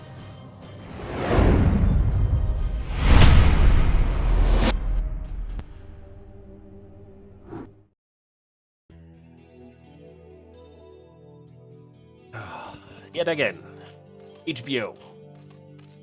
Top right side, left side of the map, Red Zerg and TerrOr as the blue Terran, or Terran, in the top right side of the map. So, yet again, 8 racks, 5 racks. What do you think? I don't know, honestly. I mean, it could be BBS, 2-port Wraith, who knows? whatever kind of spicy shenanigans TerrOr wants to cook up for us, I guess. That would be a nice mind game, right? HBO is thinking that TerrOr played twice with forward drags or a 5-6 drags. Now, for sure, he won't do it. And third time in a row with the BBS or forward drag. I mean, that's one of the best things to do in StarCraft is even if it's not necessarily the most optimal thing to go for, it can just catch your opponent off guard as a result. They're like thinking, there's no way this guy's going to do the same thing 3 times in a row, right? But actually, sometimes that could be exactly what you need to. And adding this kind of cheesy, spicy openings to your portfolio also keeps your opponent in check, because if you play all time the same thing, people get used to it. And like you said, right, each opening has a counter build. I mean, that's the only way I can beat players like Wolfix myself. If I just go normal 2-hatch Muta every single game, he's just going to go 1-1 Valkyries. You know, I have to throw in a few lurker cheeses here and there or something to keep him guessing, right? True enough. That's why I play DTs from them.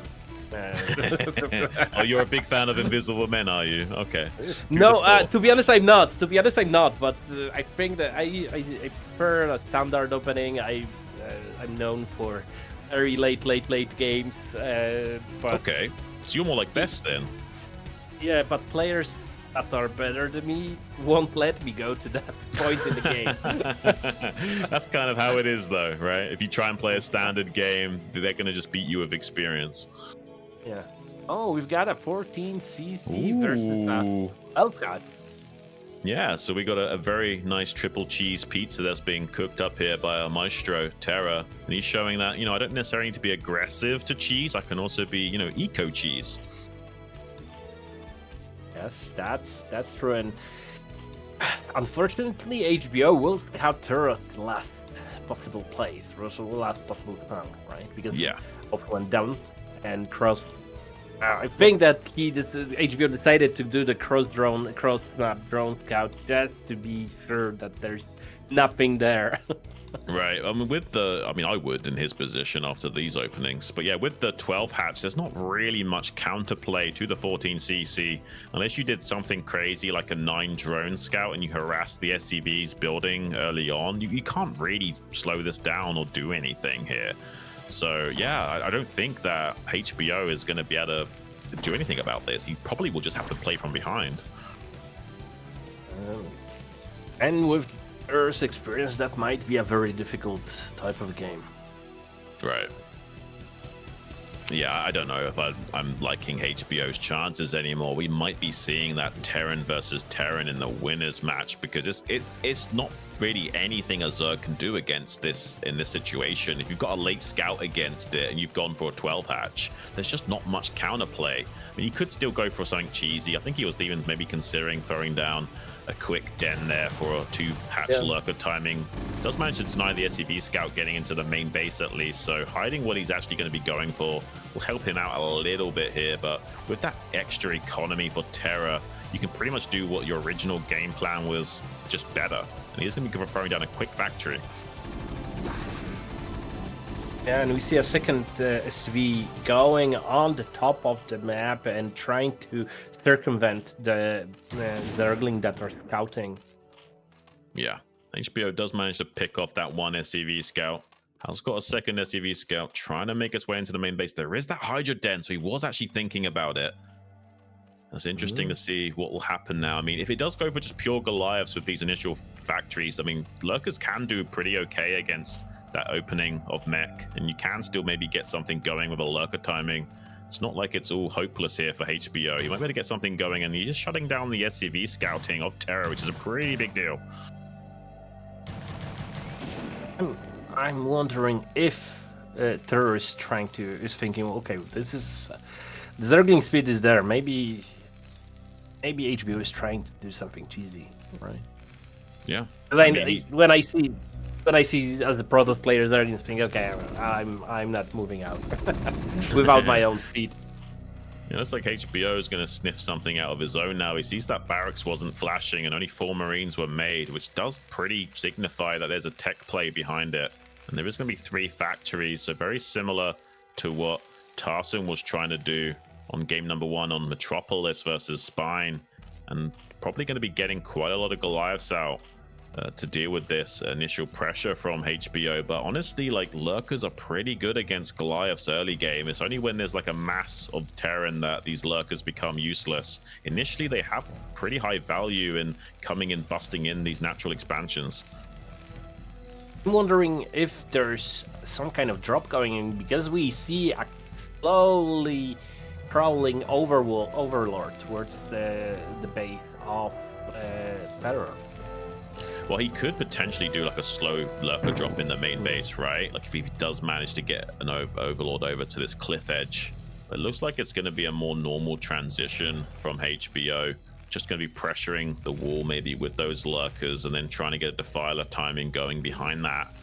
I don't think he even knows for sure this is going to be a mech play, but I imagine he's going to be pretty sure about it. It's now past 6 minutes and he hasn't even seen a Wraith, so he knows it's not 1-1-1. So he's pretty sure that this probably is going to be like a mech-based play, and certainly now going to be coming in and seeing the floating barracks as well. That probably does confirm his suspicions. He could now run in with the lurkers and try and get on top of these turrets and knock out the detection for TerrOr as well. He's got no scans currently. Ooh.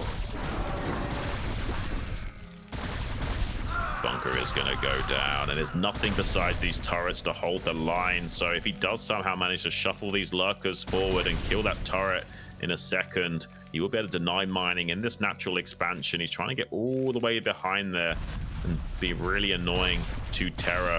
If TerrOr does try and split these Goliaths to clean up that one lurker, he could also move these other three forward, but he doesn't necessarily want to be too risky with that positioning because he could just lose all of these lurkers if he does go for something like that. So it's much better just to maintain and contain on the Terran right now and hope for the best. It's going to be getting that third base online while transitioning into Hive. So far, kind of working for HBO, but I do feel like TerrOr's stabilized and hasn't taken too much damage to that lurker plus timing. Yeah, you're right, but also it's worth mentioning that I think that the scans are yet not there, and any type of mobile detection is a little bit off. Right. So he bought himself a little bit of time. Yeah, I would say so. I mean, he has got 3 bases coming online. If he can transition into that Defiler play, get a 4th base set up even, and eventually start to put a lot of pressure onto TerrOr by getting Dark Swarms out onto the map and keeping TerrOr locked into these 2 bases. He definitely has got a win condition that he can play for. Hopefully he can identify exactly how many drones he needs to make.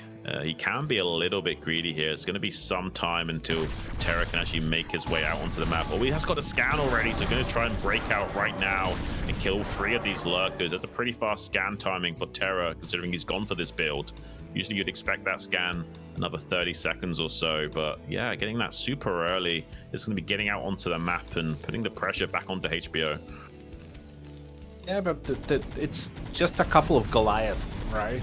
And there is no second scan from what I saw, or maybe even if it is, then HBO can bait this kind of with this kind of game, bait the scans, and until there won't be any mobile server in it, as a vessel, it will be very difficult to be out of the map for our Terran player. Yeah, and TerrOr's going to guess wrong and assume that the Zerg expanded all the way down to the bottom left because he doesn't want to waste scans on trying to find that third. Little does he know HBO took his natural third and has got some sunken set up there as well. So these Goliaths would be unsuccessful in getting much damage done there. Defiler Mound already finished up. Defilers popping out. Will not be too much longer until that consume upgrade is finished. We might have a win condition for HBO to get some Dark Swarms set up in the natural expansion of the Terran player. Oh, he's even got a lurker here in the middle. It's going to be really annoying for TerrOr because, like you say, if he keeps blowing his scans, eventually he won't have anything else to kill the rest of the lurkers. I think he's got another 2 scans just about to finish up, though, so he could scan again in a few seconds. He didn't see the yellow Cheeto Dust thrower yet. Consume is there, so will he manage to arrive to Terran's front base? Yeah, he's got quite a lot of units to utilize and making that happen. TerrOr is pushing his army out on the periphery, scans up the ramp, sees the bad news that the orange cloud of death is already online, and with 2 defilers, even an irradiate's not going to fully shut this down. He has to target fire those defilers under Darkstorm with a siege tank, but he also has to do that while his siege is in a safe spot. That's why he's shuffling it back now so we can start targeting down these defilers potentially underneath that cloud. Looks like it was just out of vision range of that tank though. So now HBO shuffling forward, starting to tighten the noose around the neck of TerrOr. This could be a victory for our Zerg player.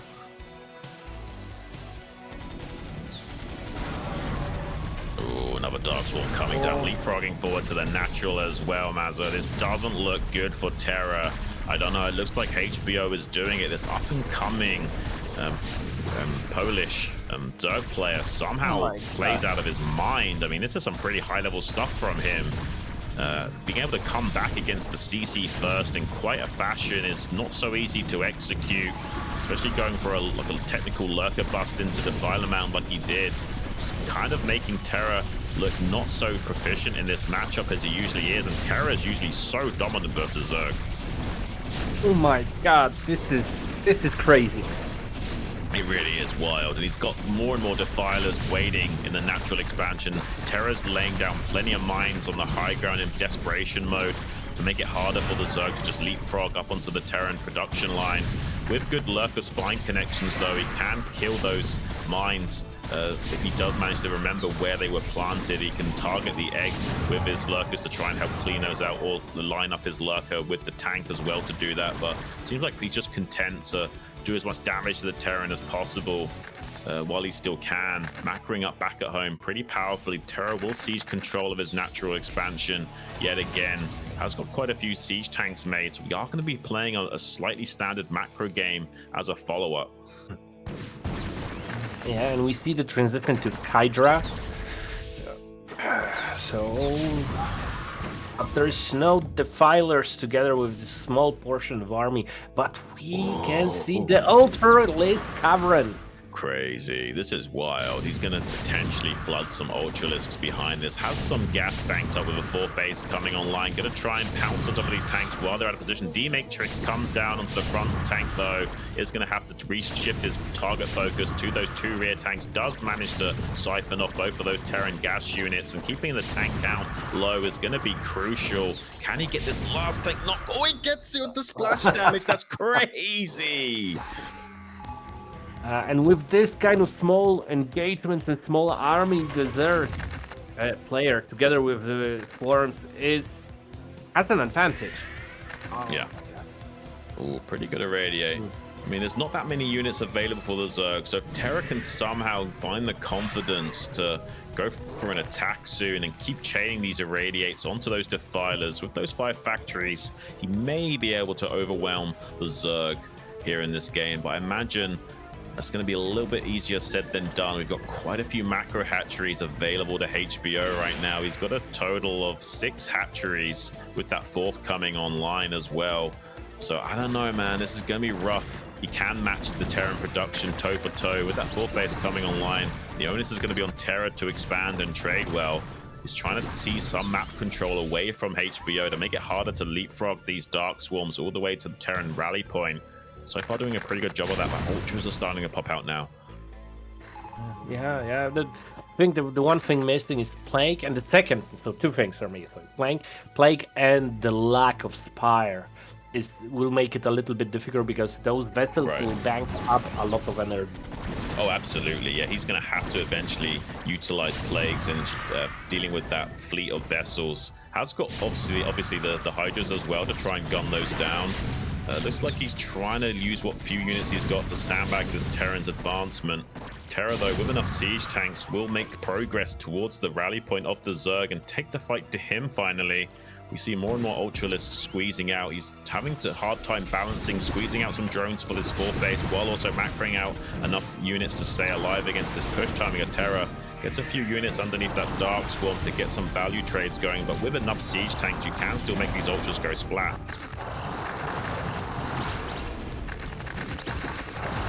Oh, the mine connections. Really nice. Really nice. Oh, that Ultra's going to die as well. So the attack is still online for Terror.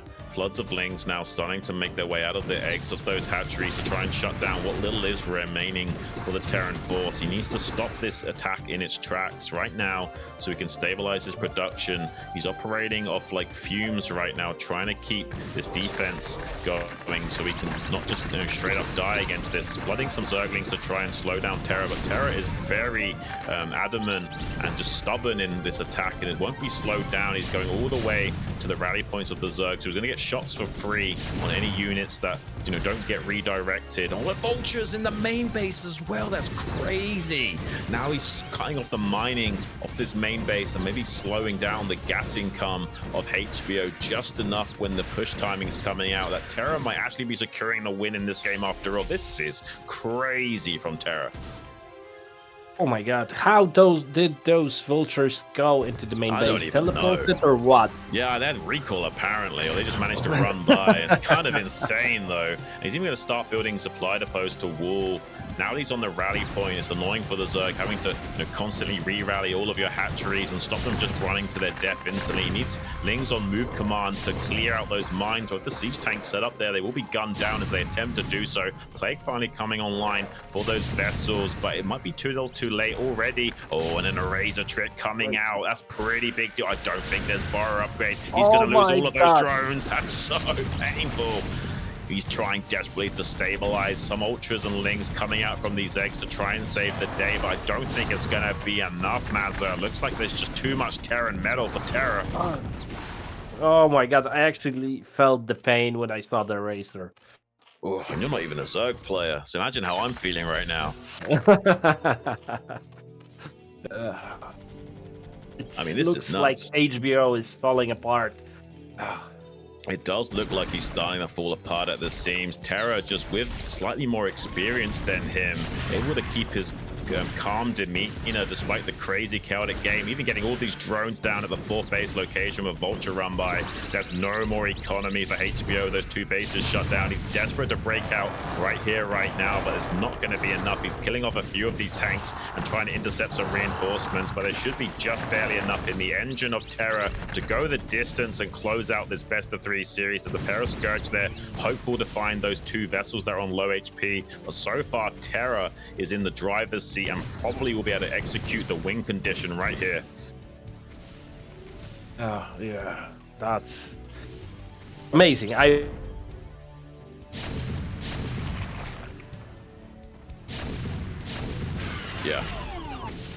bit of a it's me. I think it's me. Yeah, okay. A little bit of a lag spike. Yeah. Okay, but yeah, kind of insane though how he turned this game around. Like, the writing was on the wall for him with the defilers in his face and losing the mining in his natural. HBO did seem like he had a great game state to work with after the fact, but Terror just seems so cool under pressure and nothing's phased him in this game, and he's found that win condition. Good cleanup from those Scourge, taking out those 2 low HP vessels, but he's already knocked out those 2 mining bases. 2 bases worth of economy for the Zerg, and Terror just took his 3rd base. So, I mean, HBO has to break out now. If he cannot break out in the next few seconds, Terror's going to run away with this game. You're right.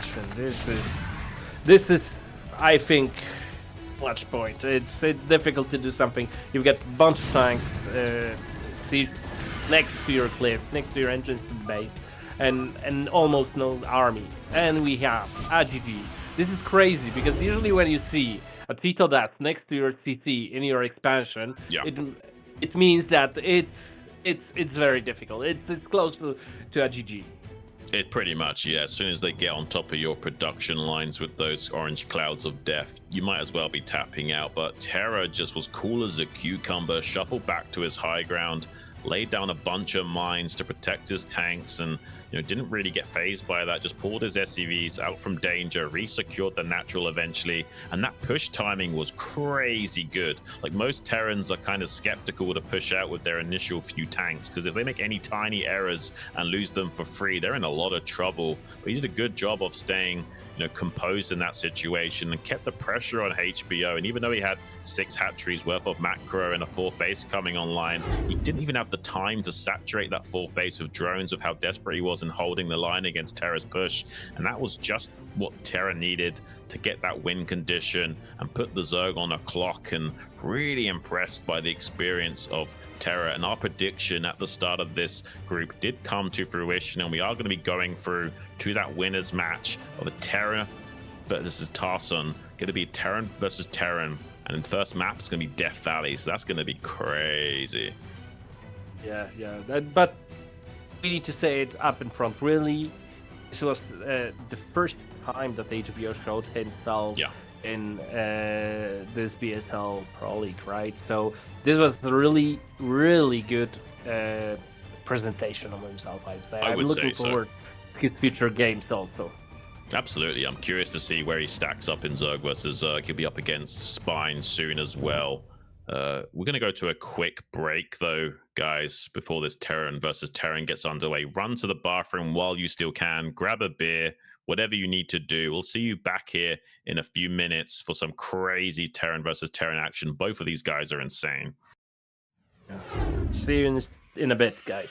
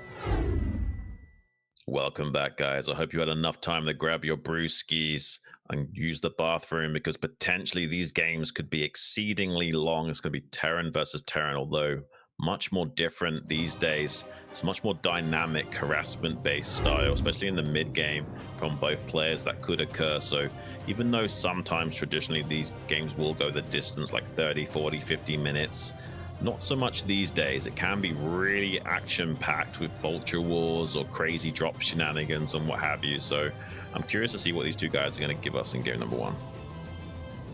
I think, to the thing that you said, so now TVT is a little bit different, and on top of that, we've got a crazy map. Yeah, Death Valley, guys, is going to be game number one. Terror versus Tarson. Let's get it on. Go BSL, go StarCraft.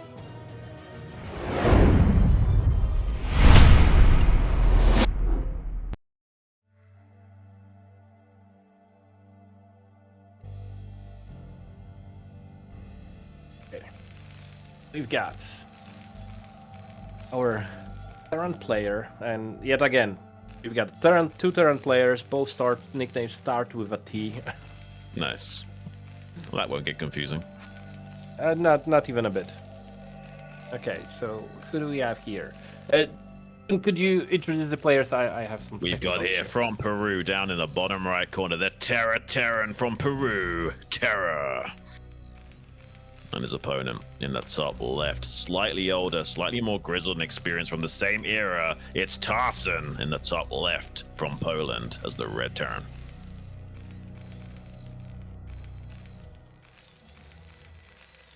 Death Valley. I think I didn't see a crazier map in the recent days. I love this map. I mean, not necessarily to play on, but to cast it and observe and watch games. Oh, this is so much fun. And we got a really fast SCV scout from Terror. Is this going to be some crazy 8-rack shenanigans? Yes, it is. Oh, this might be a very quick game after all. Strap in, boys. Oh my god. Terror is upholding his legend in game style. Is the man himself. He's kind of like bouncing in his chair constantly. I don't know if that's just like how he is all the time. Like maybe he's like creating his own BPM to make sure he's like playing out of his mind, and like, you know, his APM never goes below. And it's like his internal clock to make sure he's always playing at the right speed. Yeah, I'm really curious about this particular matchup because between both of the players, but on this specific map. How to prepare for this, right? Well, you make 2 Marines to be safe before you float your racks. That's how you prepare for this. But if we see any kind of greed here and he only makes 1 singular Marine, then we're in trouble. Tarson not even going to be seeing this SCV scout. Oh no. Okay, so this is about as bad as it can get, because he's going to go all the way around. He might be sniffing it out. Okay, he's going to check for that. Does see it. Okay, there's still hope here for Tarson, but with that SCV coming into the main base, won't be able to stop that SCV finishing up that barracks. But now Tarson knows he needs to make more than just 1 Marine initially. So that's a big deal right off the bat. You know, SCVs are like bodybuilders, huge, tanky, so... Ooh, the body block on that was insane. He had huge shoulders and stopped that Marine getting too far away. Gets a couple of shots on that. Now it's on half HP. Can he get the follow-up kill? Not quite yet. The SCV's trying to get the fusion cutter connection. Does manage to bump bellies with that Marine and send it into the Shadow Realm there. Kind of impressive from Terra thus far, but he needs to keep this micro going to stabilize this situation. He's going to be behind the curve of the game, but if he can get an SCV kill or 2 to compensate, it's going to be a pretty big deal.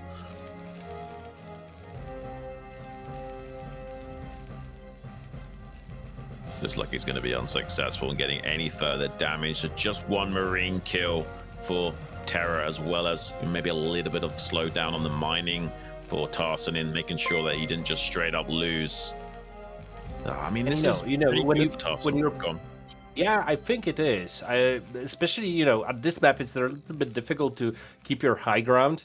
The building, the military placement makes it a little bit difficult because on the one hand you want to keep the narrow gap there, right, to hold to it. On the other hand, it's very... Oh my god. It's 4-on-3 trading. I mean, this is really well played from Tarson. I don't know how he managed to do that. That was a 3-on-4 trade, and he still managed to come out on top. He's getting the other Marine as well. There is going to be a follow-up play of a hidden. Is that a starport or a factory? I think that's a starport. Yes, it is. So we're going to have a 1-1-1 follow-up here from TerrOr, and Tarson might be feeling comfortable after holding that initial pressure that he won't even be suspicious of a potential proxy starport play coming out from our Peruvian, but it is going to be that. Oh, I just need to stress out how amazing was the execution of those 3 versus 4 Marines. Right. No, Tarson's amazing, man. That was just crazy. I don't even know how he managed to pull that off.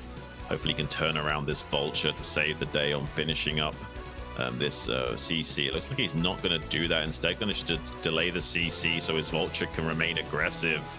He has no idea yet about this proxy starport, so we'll have a Wraith in his main base soon. There's no more Marines to deal with that. Has to be said that this Wraith could get a lot done, because the only Marine for Tarson right now is across the other side of the map here on screen. So I don't know, this Wraith might get some damage done.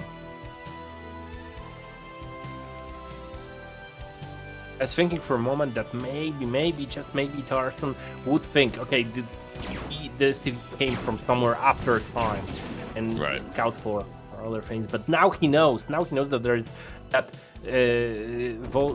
bright play.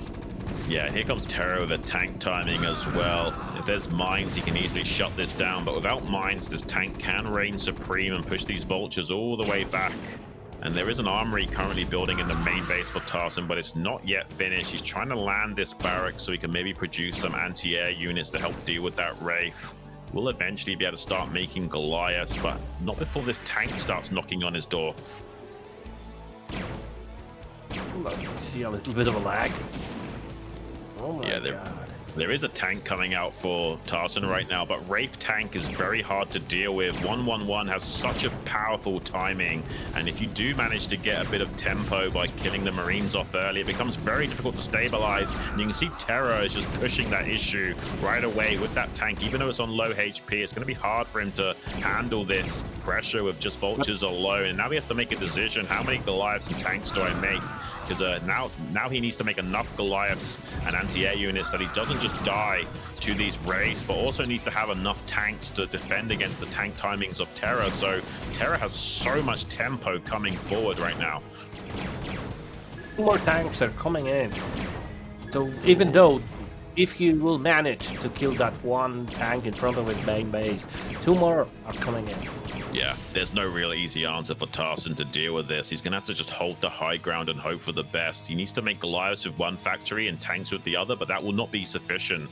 He's going to try and SCV drill this ramp and try and glitch out these tanks so the Goliaths can kill them, but TerrOr wisely pulling back down to the safety of the low ground, and instead going to start targeting down some of these SCVs and siphoning off the economy of Tarson right now. TerrOr definitely executing this game better after losing that initial Marine engagement, and now is starting to pay dividends for him. He's killing so many SCVs. One of those tanks is on 11 HP, but he can't find the connections, and he's got 2 SCVs of his own to start repairing those up, and he will contain him. Oh, this looks bad for our Polish current player. Yeah, it does. It looks really bad here, Mazza. I don't even know if he's going to be able to hold this attack. I mean, this will at least be a contain, but maybe even a game-winning move here with the Wraith advantage, forcing Tarson to engage with his own SCVs. He's pulling the boys to try and exploit these siege tanks. I'm not sure it's going to be enough, though. He's still got some Wraiths in the skies. He has to tap out. GG is caught, and TerrOr, a very technical rush, getting the better of our Polish Terran here. Yeah, a really good execution. I was surprised with the opening, but it looks like TerrOr has this mapped out, knew exactly what is the plan. Yeah, but I just want to point out that Tarson's got good taste. Like, he likes kebabs, and so do I. So he looks very happy in that picture as well. Like, kebab in hand, what can go wrong? I saw it first hand, to be honest, in Krakow on the LAN party. It's a staple in British culture as well to get those kebabs, especially after a few drinks. Would definitely like to join him someday. In this manner, we and you, UK British guys, are very similar. That's what bridged the gap between us so much, right? That was the common ground Exactly. we figured out. We need to think about the things that are connecting us, that we share. Love to Exactly. kebab. Exactly. Yeah, that's the one connector there that really made things work between us as a nation. All right, so yeah, kind of unfortunate that that went that way. I actually don't see the second screen for Zero right now, so I don't know if. Same here. Okay. Well, I think we're gonna get a restart on the other camera. You guys can't see, so I'll know exactly what's coming up. So I don't think we're jumping into our game just yet. But yeah, TerrOr's just so good at cheesy play. I know he's Peruvian, but he's way better than most Peruvians at cheesing, can we just say? That's true. That's true. I mean, that was crazy. And he did get his Marines shut down early on, let's remember. So the fact that he managed to get that continuation 1-1-1 play with the proxy starport was really impressive. And that's one of the easiest ways to cheese against Terran, I would say, by getting the starport online early and non-stop production of tanks and wraiths, and just trying to lean on your opponent as much as possible and hope he can't juggle his anti-air with his own tanks and defending yours. So definitely probably the most cost-effective way of cheesing in that early mid-game stage. And he definitely seems to be better at it than most people. And you know, one thing is to know Jesus, but the execution is a whole new thing. The execution here was amazing. Yeah, that's kind of the difference in StarCraft, right? Like the B rank players know the builds but can't execute them well. The A rank players know the builds and can execute them well. But the S rank players, they know all of that and they trade so good and they don't bleed units. They know how to execute those small little trades that make the difference. And that's what really sets apart these great players. We've got waiting for the players. Second game will be played on Deja Vu. I'm looking forward to this. I mean, this series, despite being a Terran versus Terran, with TerrOr involved, it might necessarily be the longest of series as you would normally expect. So anything can happen. This could be less than a 10-minute game for all we know. Let's see if both players are ready, because I can't wait. It does look like they are. So guys, game number 2, Deja Vu, TerrOr versus Tarson. Let's get it.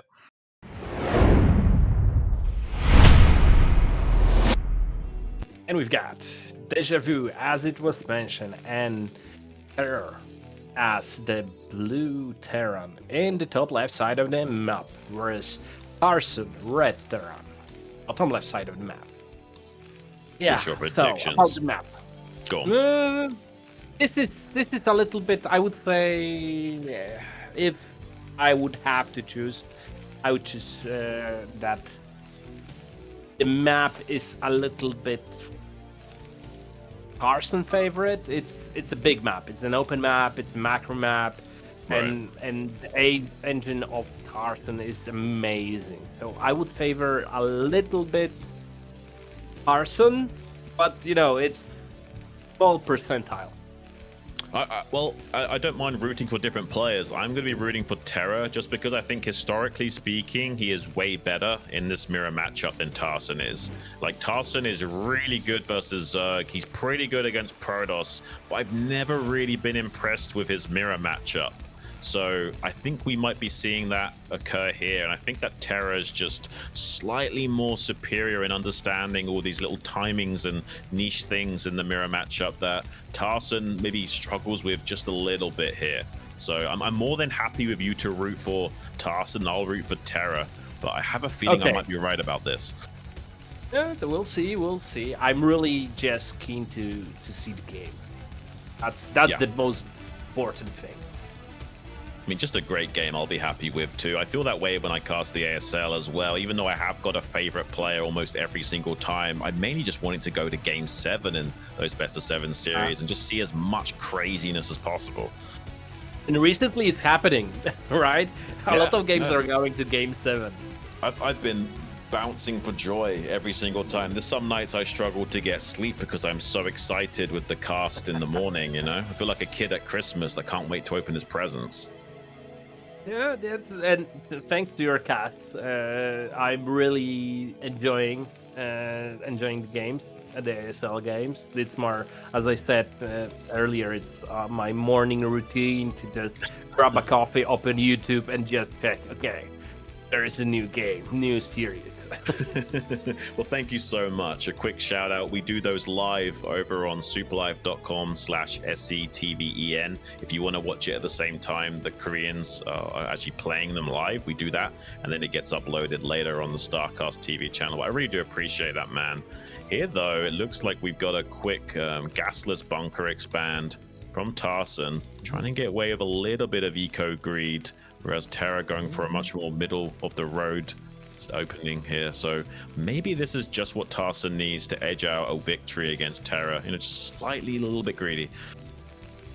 Yeah, and we see the scouting pattern, right? So TerrOr will find at the end Tarson, so the last possible spawning position. So this might give a little bit of an edge to Tarson. Yeah, no, I think so. I mean, Bunker Expand is a universal build. It works against every single matchup. And if you're a Terran player, it's definitely something you want to learn as a staple to fall back on. And can be just what you need to squeeze out a little bit of greed to get one over your opponent. SCV Scout checking the ramp and sees 2 Marines. So we can be pretty happy that there's no greed from TerrOr as well. He's playing super safe with 2 Marines before floating that barracks, and it is so important to do that if you're not sure about how aggressive your opponent wants to be. If you make just one single Marine and suddenly there's a BBS trying to break up your ramp, there's no way you're going to be able to buy enough time to get a bunker online. And we see the 2 fact follow-ups. So now the question is how Tarson will manage with the... Oh my god, it will slip in? Oh, okay. But it's the most important thing, the expansion. Yeah, seeing that's a pretty big deal. And he sees the timing of it, most importantly, so he can now know exactly where he is in this game. And this 2 factory play might be able to get will be scouted. Damage done. Oh, if he scouts it. Oh my gosh. And he sees the second machine shop as well. So he probably knows exactly how he needs to optimize this defense as well. Like, this is really good information for Tarson. Not only will he might be getting away with this greed, but now could optimize against the potential push timing. There's going to be a lot of siege tanks coming out from TerrOr here, and he knows that's going to be a factor. So he knows he probably will have to repair this bunker a little bit and try and optimize his own defense by going for very quick wraiths, because he knows there's going to be hardly any anti-air for TerrOr. So all he has to do is repair up this bunker, hold the line, and get some air units. Yeah, I was thinking about the best counter, and we saw this 2 starport. Yeah, it's going to be really good. I mean, TerrOr knows that as well. That's why we see the Marines starting to be popped out here as well. He knows that, if there's 1 or so starports worth of production, he needs to be able to shut that down with a few Marines. So we'll be attempting a continuation play after that's all scouted.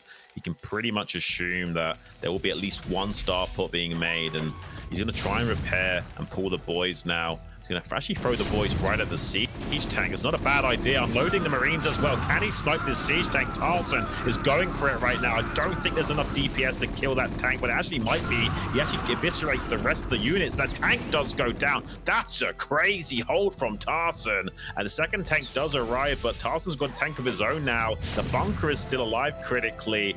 This is insane, because there's going to be Wraith showing up soon, Mazza.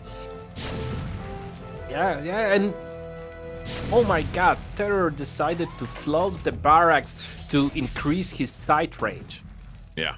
The 2 vultures do get into the base. These 2 mines might be critical. Don't take the mine hits. Oh, he loses the tank. TerrOr with a win condition still. God. Beautiful minefields laid on top of those factories as well. Now starting to gun down those SCVs with his fragmentation grenades. Another SCV pull onto this tank. I don't think this one will be successful, though. TerrOr is making it happen despite the odds. He will be able to stabilize with these wraiths, but not before losing quite a significant account of his SCVs to these harassing vultures. And the float of vultures might be too much for TerrOr, for Tarson.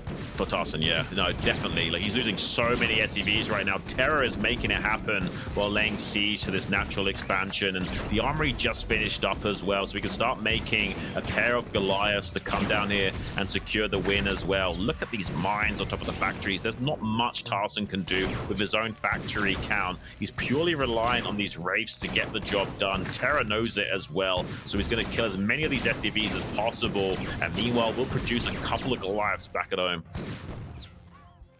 And the Wraiths have too small DPS in order to manage with all the things happening in the game. Yeah. Did you know it takes 28 minutes to kill a lava with a Wraith? That's how low the DPS is. How much? 28 minutes? 28 minutes to kill a lava with a Wraith. Yeah, it's a long time. They don't shoot very fast. A lot of players do that have this kind of long games. Wow. I And we mean, see the TerrOr is GG. just so good, man. I mean, that's insane. Like, he's It just was so insane. good with his execution, right? I do think that Tarson, not the best in this matchup, historically speaking. But I would favor Tarson. Like, look at the stats; they do kind of reflect that. Yeah, I favor Tarson against Protoss compared to TerrOr. But in that mirror matchup, TerrOr is just a little bit more spicy, and I think like there's a bit too much chili sauce in that kebab for Tarson to swallow. Yeah, I think you're right.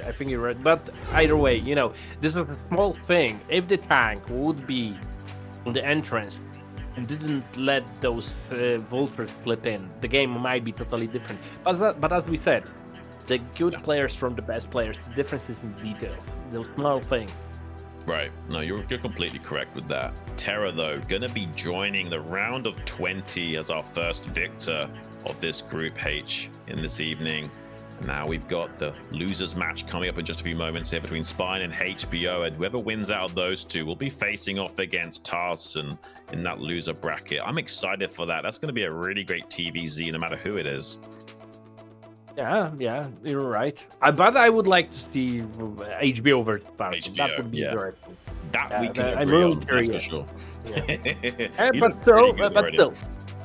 Yeah, but still, Spine might surprise us, and quite often, I don't know how it is nowadays, but back in the days, quite often was that usually those players that had ZVP and ZVT, okay, ZVZ was a little bit worse for those players because it's a slightly different type of a game, right? It's more micro-oriented than macro-oriented. So Absolutely. quite often those players have a favorite too. It's very difficult to be very good in all three matchups. Yeah, that's kind of how StarCraft goes. You've got like one matchup you're pretty good at, one you're also kind of good at, and then one you're just not so good at. It's very difficult to be good at all three, that's for sure. For One me, thing it's that PvP. I But hate PvP. well, if you want to climb on the ladder, it's a pretty good idea to get good at ZVZ and ZVP and not care too much about versus Terran, because there's a lot less Terrans on the ladder. So if all you care about is your MMR, then it is good to specialize in versus Protoss and versus Zerg. And looking at Spine's record, we haven't seen that many games played. Does that 100% versus Zerg because he hasn't played any games yet, or has he actually played some versus Zergs that we don't know about? Oh, apparently he played some in Gosu League, we're just hearing now. So maybe he's okay in that matchup. We'll have to see how HBO fares as well. Yeah, I'm really curious. Even though I'm not a big fan of ZVZ, some of those games are really amazing. Oh yeah, I love ZVZ, man. Like both playing it and casting it, it's crazy. What's that analogy where like Zerg versus Zerg is like two monkeys in a phone booth fighting over one knife? Didn't hear that earlier. I really enjoy it. Yeah. It's so detail oriented. The Right. smallest thing, the one drone makes the difference. No, that's not for me. It similar goes with PvPs. 1-2 probes building a little bit later. In general, in mirror matchups, those kind of details matter. Yeah, and mirror matchups in general can be quite brutal, but Zerg versus Zerg is its own little special thing where it really is like one tiny little mistake. You use one drone that you shouldn't have, suddenly the game just spirals out of control. It's crazy how much that matchup hangs on a knife's edge. And that's one side. Second side of the thing is you can play like 50, 20 ZVZs in one day, right? Because it's like usually under 10 minutes. Well, you tried Okay, doing that. It's psychologically not so easy. oh, that's true. That's true. And with that, I need to agree.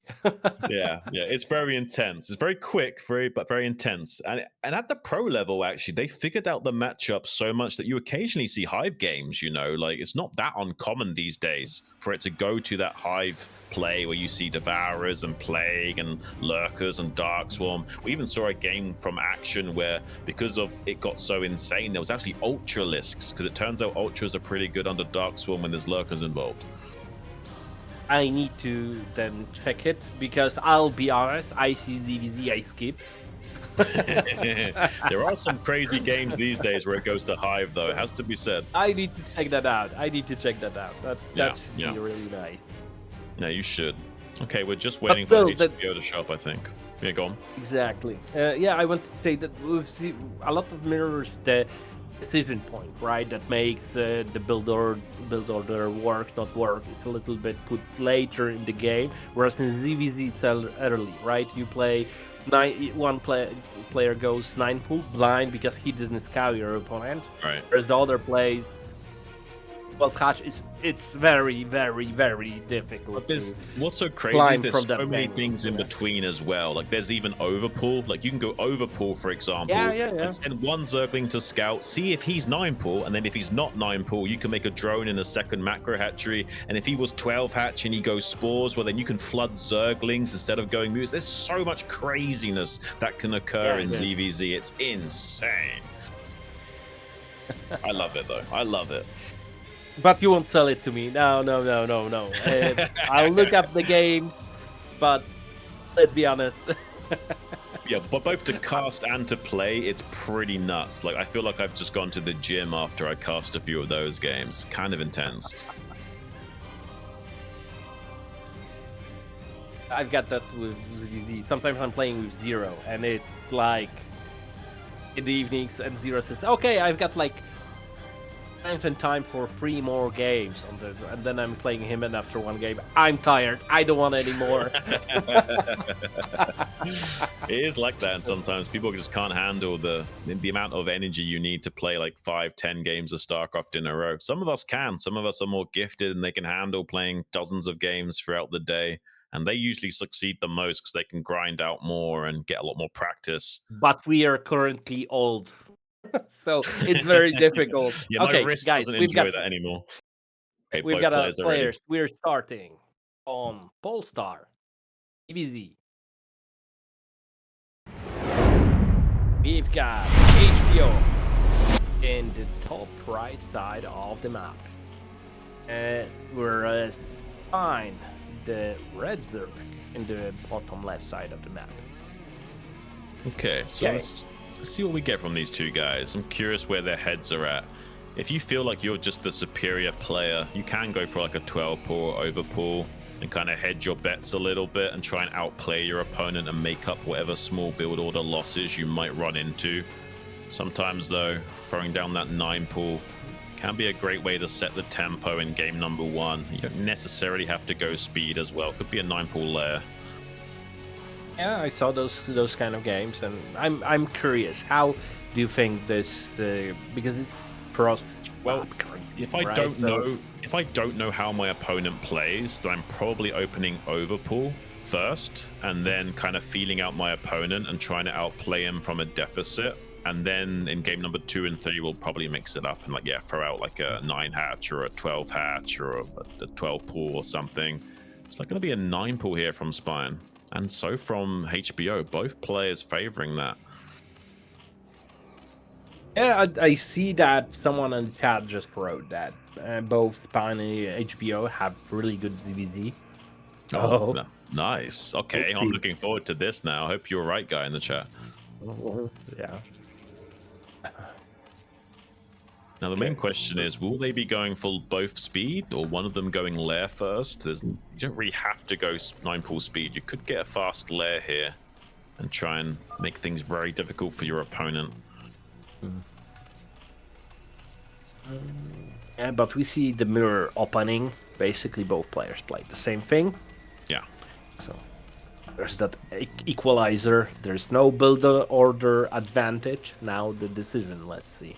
And there's no scouting advantage with cross map as well, so neither player getting the early intel with that Overlord making its way into the base. So this is about as even as you can get in a mirror matchup. It doesn't get more even than this.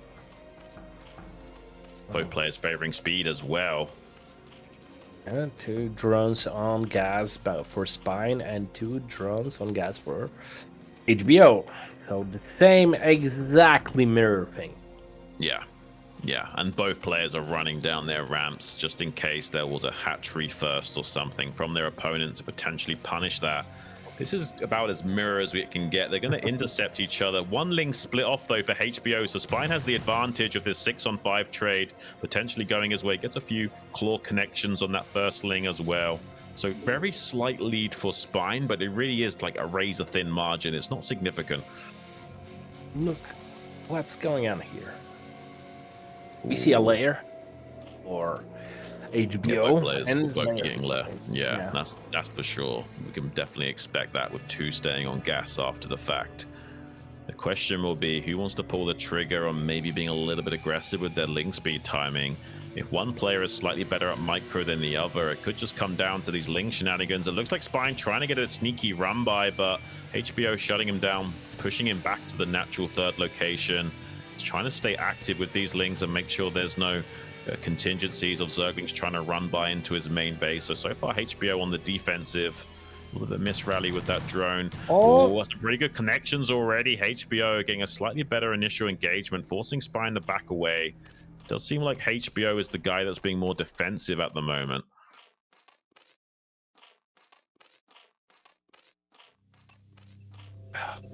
Five drones and 6 drones. It's oh my actually, God. It's actually more drones here for Spine. Yeah, he's gonna now Spine will go on the defense, and he's squeezing out a few extra drones, and this is a pretty big deal. I mean, this is only 5. Go on. I just wanted to say, on top of that, Spine has 4 drones on the gas. Yeah, he did for a second. Yeah, that was probably a mistake. Yeah. You don't need to put 4 on gas to mine that one. Yeah, I was like, oh my God, maybe I just don't know about something after playing 25 years the game. if the gas is on a different location, then sometimes you do need 4 to mine it optimally, because you'll only get like 280 out of 300. Sometimes it's the case, right? Yeah, when it's above, it's always not needed. Yeah. It's like, oh my God, maybe the guys know something that I don't know.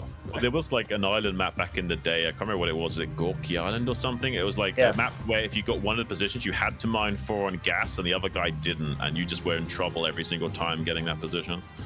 And there were a lot of those kind of maps. Oh yeah. And the location that the spawning determined, especially in mirror matchup, well, that was a crucial thing. Right. I mean, map makers have figured that out since then. That's why we see most maps with the gas above the main building to avoid that from being an issue. Looks like Spine going to get away with murder here, which means he can afford to make a second macro hatchery with those extra drones he was able to squeeze out. This is a pretty big lead for Spine, and HBO has no idea about it.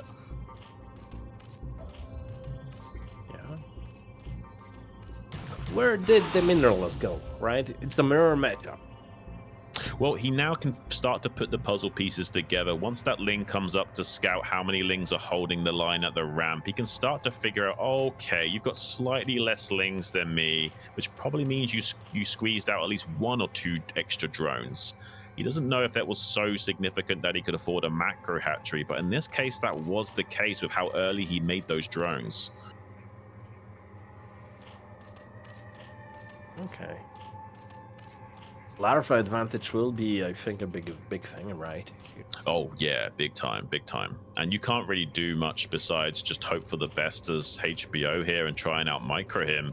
There will be a few Scourge made from Spine, which does open up some counterplay. I mean, the guy with pure Muta with better micro will, outmaneuver that Muta Scourge combo. So it does give a little bit of breathing room to HBO to maybe come back in this game with any Scourge being made.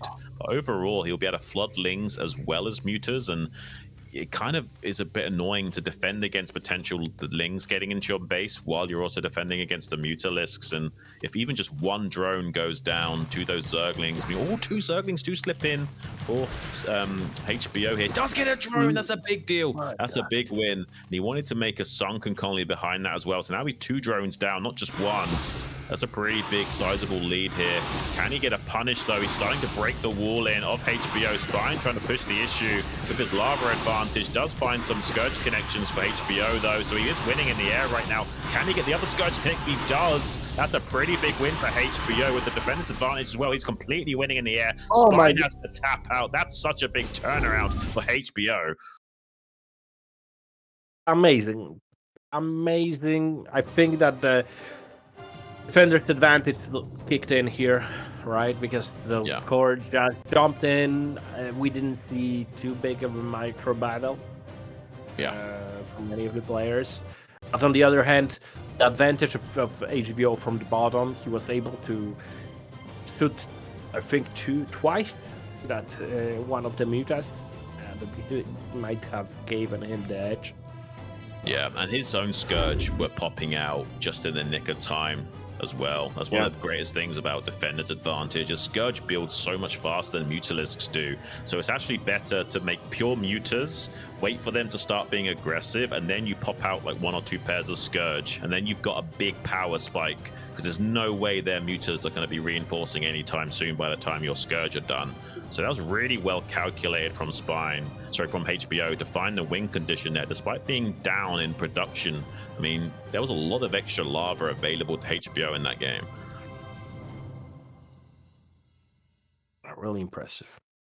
Good. Yeah. Hey, we're one game closer to HBO versus Tarson. We certainly are. We certainly are. I'm looking forward to that if we do get that game, because I think that HBO versus Tarson will be really spectacular. For me, Spine is a little bit of an enigma, right? So I think that we saw the initial games versus Tarson, so now I would like to see versus HBO. But let's wait. ZVZ, they say it's a coin flip. Anything can happen. Even more, I think, even more than a standard Broodwar, StarCraft Broodwar game. Yeah, it's pretty crazy. Both players are ready, though, so we're jumping into game number 2 on Deja Vu. That's right. Tune. You don't feel that you're rhyming. Okay, we've got Red Zerg, top left side of the map, and HBO, our Polish Zerg player that is 1-0, Blue Zerg, bottom left side of the map. Yeah, I really do hope it's HBO going forward, even though it's nice to have an Enigma Zerg on the scene that we also haven't really been able to identify very clearly. We've got a little bit of a background on HBO, although he hasn't really been in the scene for too long, it seems, at least on the competitive level. But it's nice to know that this guy can hang, and honestly, for his first showing in the Bombastic StarLeague, I think HBO can be pretty happy with his performance, even if he doesn't break through the bracket today. I agree. I fully agree.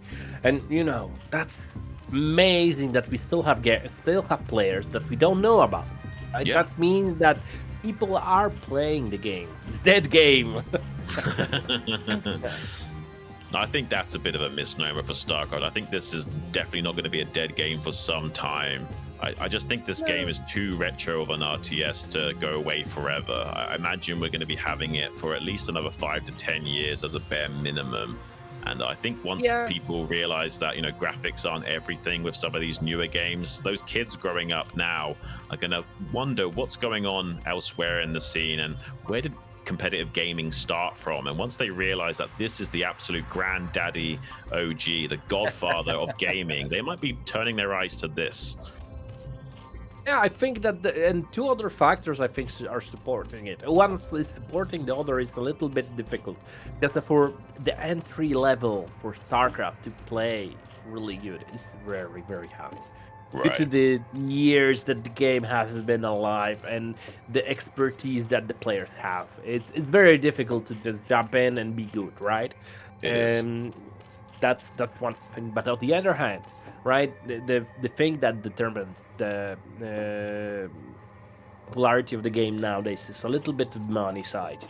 And now all of the people that were playing as kids are adults having serious jobs, can support Zero and other type of players and keep the game alive because they love the game. That's Yeah. something that a big advantage that other games don't have. Yeah, that's really well said. I mean, there's certainly things this game has that no one else can offer, and they really did capture lightning in a bottle with StarCraft. And I don't think it can be replicated because I think a lot of its success was accidental, and certainly those Blizzard devs that made it are now long gone from the scene. So yeah, being able to recreate this on any level is going to be almost impossible. There's like slightly more greedy play here from HBO. They both went for safe pool openings with an expansion. I think the overall this I favors HBO. I think he made slightly more drones. I think Spine started with a 9 hatch. Yeah, something like that. Okay. Yeah. Oh yeah, you If can you're tell by how talking far too the much. creepers. Yeah, we've been talking too much. Yeah, if you look at how far the creepers spreaded for Spine, my apologies, guys. Yeah, the creepers already spread. Look at that creep spread already. It's definitely a 9 hatch, but that means he has to pull drones to defend against it. It's essentially an all-in play from Spine. He doesn't plan on making a game of this. He wants to flood as many lings as possible and utilize the lava advantage that he has. There is a clock now that's on this attack because of the sunken colony that's being made. So Spine will have to hope his speed finishes in just a few seconds so he can pull the trigger on going in here. There are 2 drones to help make this trade go a bit more HBO's way. So far, pretty good connections from Spine. He's got good surface area to work with, but now the sunken colony is finished. He has to start winning these trades now and getting into the main base is a run by. So far, pretty good from HBO, shutting down and body blocking. Only one Zergling making his way into the main base. If he can't kill any of the drones now, this is definitely going to be HBO's game. Amazing. Just a split second away from a big run by. The HBO was able to block it. That is the game changer and the difference of the speed timing, right? Just kicked in. Both players now have speed, so both players. So now the biggest advantage of Spine is the way. Yeah, he can make a second sunken colony and just consolidate his defense here. He knows there's no Mutalisk timing or even a Hydra timing behind this. At the bare minimum, he would have to transition into Spores to hold the Spire timing that's going to be so quick behind this. For the time being, though, every little mineral will be squeezed out into the defense to make sure he doesn't get bowled over by the continuation bust from Spine that's about to transpire. He's going to wait for these 4 lings to arrive and then pull the trigger on another attack. He's got a run by in the main base to handle as well, meanwhile, so he probably won't even be feeling comfortable going for that attack right now. One drone. That's a pretty big deal. He gets another one. I don't even think there's any hope of coming back in this game. He is making a lair right now, but forcing all these drones off the line is such a big deal. Another drone goes down as well, Mazza. Really perfect execution. This kind of run by. This is actually the thing that I love about the VZ. Just 2 lings, and the game changes. Oh, absolutely. Sometimes you'll just hide those 2 lings out on the map, wait for a few moments, and then suddenly go for a backstab right when your opponent's distracted, microing on a different front or looking elsewhere. Exactly what you need to keep coming ahead in these matchups. Pretty good engagement from Spine. He's got slightly more lings, so HBO going to run back to the safety of these Sunkens. He definitely doesn't need to force the issue with Spine right now, but that's a beautiful run around. He's got enough lings now. He can push the gas pedal all the way down. Even though he has got Sunkens, he doesn't have to fight with them. He's got the ling advantage now. Even though there's going to be a lair following this up, HBO will go all the way forward. And with those 2 Sunkens are natural, he's not really worried about any ling run-bys, like the 2 lings that you were talking about. Going to try and wrap around these massive flood of Zerglings now, get good surface area. There are some more eggs hatching out, but with the ling advantage here for HBO, he should be able to close out this victory now. It's a beautiful move back by HBO. He didn't want to get additional damage from the drones, and we see a GG. Yeah, that was really well played from HBO. It's like he heard us and wanted to quickly race ahead into that final match against Tarson to show us some crazy good Zerg versus Terran games. I'm so looking forward to that, Mazza. Yeah, same here. I was like, I said it like 10 minutes ago.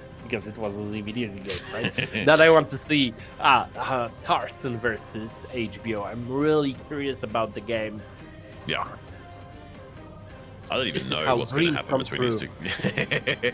It certainly is, yeah. I'm happy that we get to see HBO versus both of these Terran players, because, yeah, we don't really know a lot about this guy besides giving our S-ranked Terrans a hard time, at least in the Polish scene. That's true. That's true. Okay. I like the name HBO as well. It's almost like he's the star of his own show, like, you know, from the company HBO. It's not quite Game of Thrones, but, you know, it's definitely going to be a StarCraft themed documentary following his journey here today. Maybe he get a sponsorship. Yeah, that would be interesting. I saw in the ASL crowd there was, I think for Sharp, they had like a Netflix poster where it was like a Korean drama starring the pro gamer Sharp. Maybe HBO needs something similar. Actually, I want to next year. I want to go to, if there will be an ASL. I want to go to visit. Maybe you'll see my banner. I'll just draw something beautiful like BSL on those, you know, those Nice. paper sheets. Yeah. No, you should go, man. I mean, I've heard, I haven't gone myself, but I've heard it's a really great experience to be there live. There will be another season at the end of August if you want to go this year, or you could wait around for springtime next year. I imagine there definitely will be an ASL. And if Flash's wrist injury surgery goes well, he's just having that done now, he might even be showing up to that next ASL event. Amazing. Yeah, that's one of my plans. Okay. And if I will go, I will have like one paperclip for BSL, second for you and Cyan. I would really appreciate that, man. That'd be great to see. I hope you do manage to get that. All right, we're going to take a look at these guys' statistics yet again. You can see HBO, a bit of a newcomer to the competitive scene, who has been around in Broodwar since he was a 13-year-old kid. So definitely has been known in the scene, just not quite on the forefront of things. Tarson, though, he's our tried and true Terran. We definitely can be rooting for him without too much worry about that. Look at that statistic of 77% win rate against Zerg as well. That's his special matchup. This is his forte. I hope HBO can bring his A game, because he's going to need it against Tarson. I remember playing Tarson back in the days, and he was always playing some Smurf, and he was always lying who he is, what his identity. I remember like, oh, I'm playing this guy, so I'll play like this because that's his style, and then Tarson kicked in, and it was like, it was Tarson. I won't swear, but I was thinking, you Tarson. I'm sure there was quite a few expletives that you would be ushering when dealing with that. Yeah, not only are you playing against a player of his caliber, but not even knowing his style ahead of time. That's a rough one. Yeah. Okay, we've got the players in the game. The first game will be played on Polestar. Let's get it, guys. I'm super excited for this match. Look at that map preview for just a few seconds, because we are getting into it right now.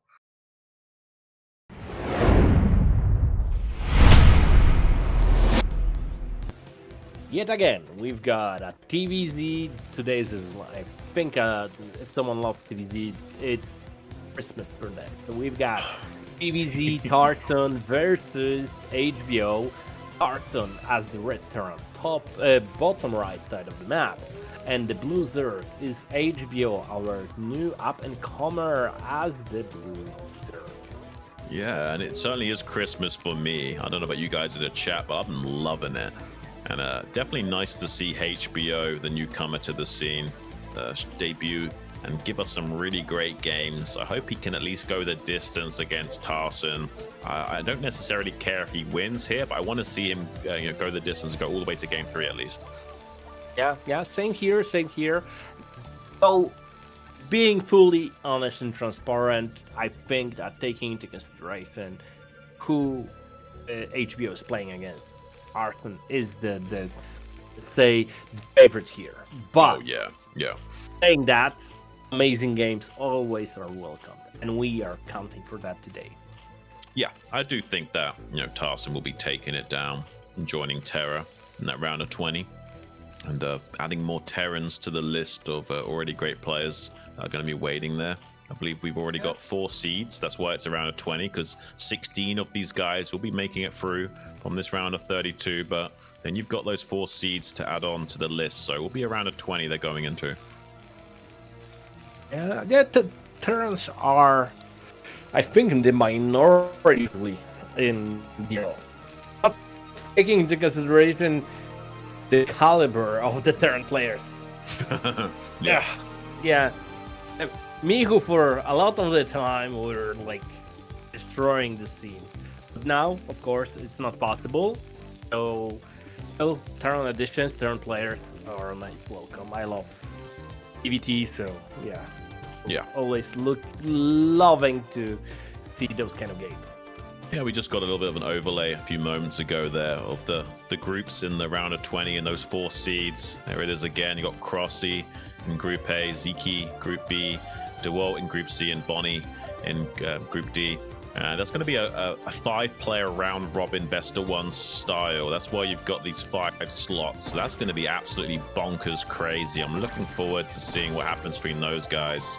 So far in this game, we've got nothing too crazy, just a normal 1-Rax FE versus 12 hatch. So nothing too much to talk about for the time being. It's a good time to take a moment to talk about the future stages of this tournament. I do believe, is it the top? Is it the bottom? Only the bottom player from those 5-man squads will be eliminated, and the 3rd and 4th player will be going down to the loser bracket, right?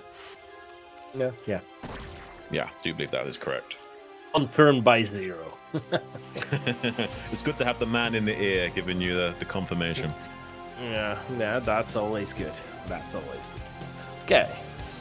And we've got a relatively fast guys. I wonder if Tarson will go again for the deck build that he decided to go against Fine in the first game. Yeah, I mean, Tarson does seem really adept with doing all kinds of range of mech-based plays. And he also is comfortable with bio control as well. So you never really know what you're going to get. And I think that's one of his strengths in this matchup, is he can really mind game you to his heart's content. As we said earlier, right? You need to have the potential to go with different build orders. Right.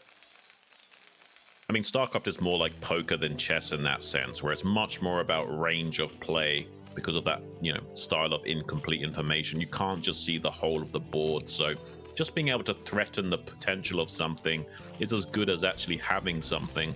So, it's all about representation. And certainly if your opponent respects your skill and your range of play, you can really start to isolate what they actually can't even go for as a viable build. Yeah. And we see, oh my god, a lurker boss. 3-hatch lurker boss with a fast tank in front. Oh. I mean, he doesn't necessarily have to make lurkers as well. Like, this could be hydras. I mean, it is probably going to be lurkers, but if he does identify that this is a mech-based play, he could flood hydras as well. There's that possibility. Because we see a drone waiting to build something, so you might be right. Well, he's not building a second gas, right? So it might be likely. Yeah. Okay, this drone is waiting too long. But now he sees a vulture.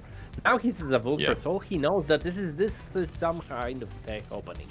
Right, I mean, at the very least, it's like a 1-1-1 or something, so a Hydra timing is viable. I mean, a 1-1-1 play is very light on the units, so yeah, flooding Lings or Hydras can be just the ticket you need to, better get a quick early win here. And it's going to be a tech mech-based style, getting those double armories right off the bat.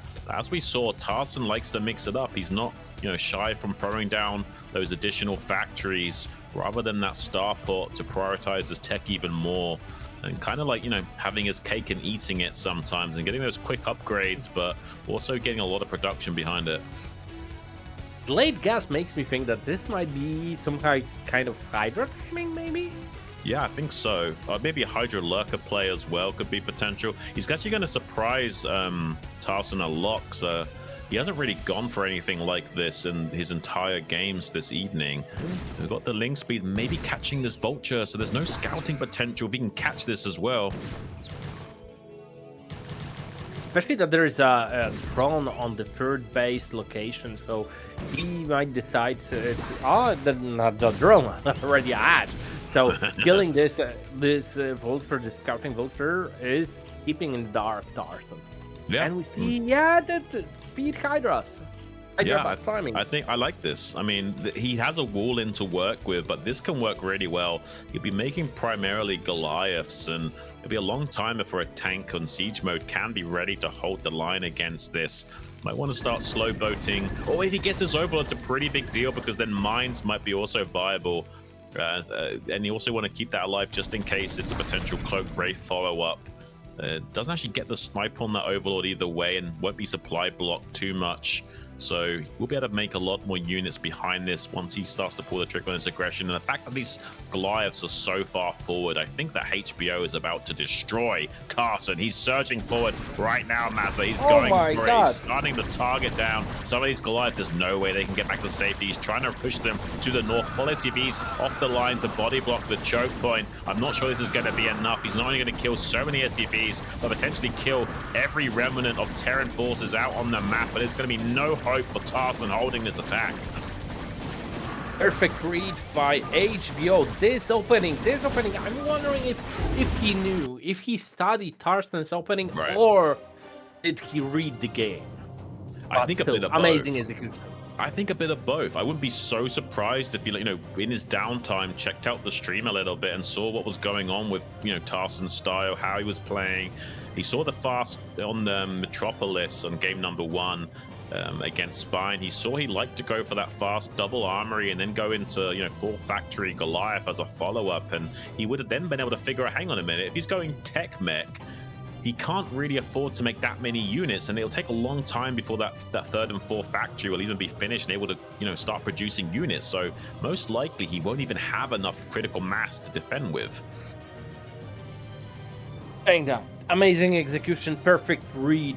He exactly knew, HBO exactly knew, and now Tarson, the person that was the favorite here, is down 1-0. Kind of crazy, right? And we got a ban for Dominator coming out from Tarson. So let's see. Oh wait, hey, it's supposed to be HBO banning and Tarson picking. The players got it the wrong way around. That's kind of funny. A little bit of an advantage. Yeah. Okay, so it's going to be HBO banning Metropolis, and now Tarson says, well, let's go Eclipse. Oh my god, I'm surprised with the score, but also positively energized, because now Tarson needs to bring up his A game. Yeah, it is a slightly Terran favorited map. He might be able to do it. I think we're going to be jumping straight into game number 2 here, guys. We got Eclipse. Let's get it, guys. I'm so excited.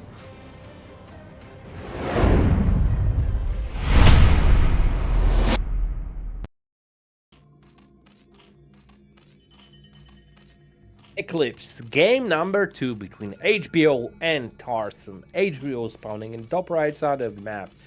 Red Zerk, yet again, and the blue Terran player, Tarson, down 1-0 versus HBO, bottom left side of the map. I mean, I'm kind of rooting for HBO now. Like, he's kind of impressed me with this debut, Like, I like that he's being fluid with his dynamic range of openings, and he's understanding, okay, I can't just play a straight up game against Tarson. That'll play into his hands a little bit, and his mind games will start to work on me. I need to be the guy in the driver's seat, setting the pace for this game and going for my own aggressive plays.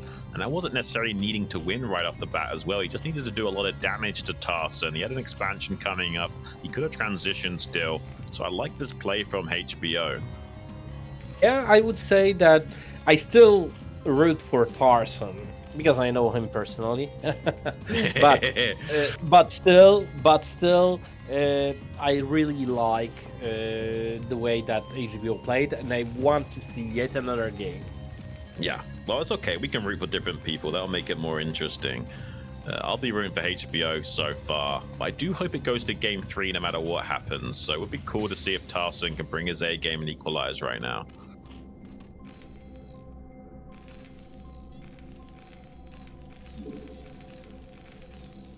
Okay, he's not taking his gas yet, so it might be just a normal 1-Rax FE here from Tarson. Meanwhile, inversely, HBO going to be getting that 12 hatch online. Not too scared of a BBS or 8-Rax out of Tarson. I think he's sussed out that this is no TerrOr he's dealing with. He doesn't have to worry as much about those early timing shenanigans and can get away with this hatchery first on a 2-player map. Yeah, and we see it another wall-in by Tarson, probably follow up by a CC. Yeah, I would say that's very likely here with how the game has progressed thus far. No gas from HBO. Okay, is he going to play 3-hatch? Okay, now he's taking his gas. This is very late, so he's definitely going to be doing for a 2.5 hatchery style. Trying to optimize his lava and economy ever so slightly more than usual and kind of letting his tech timing be a slightly more delayed than usual.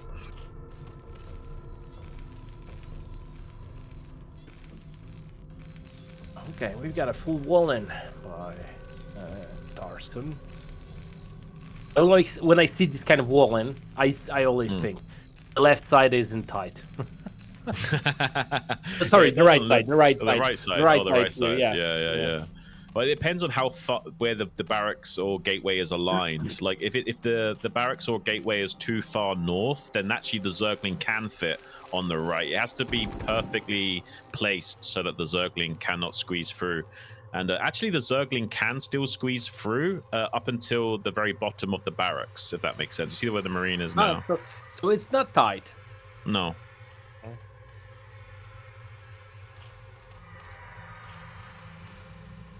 Okay.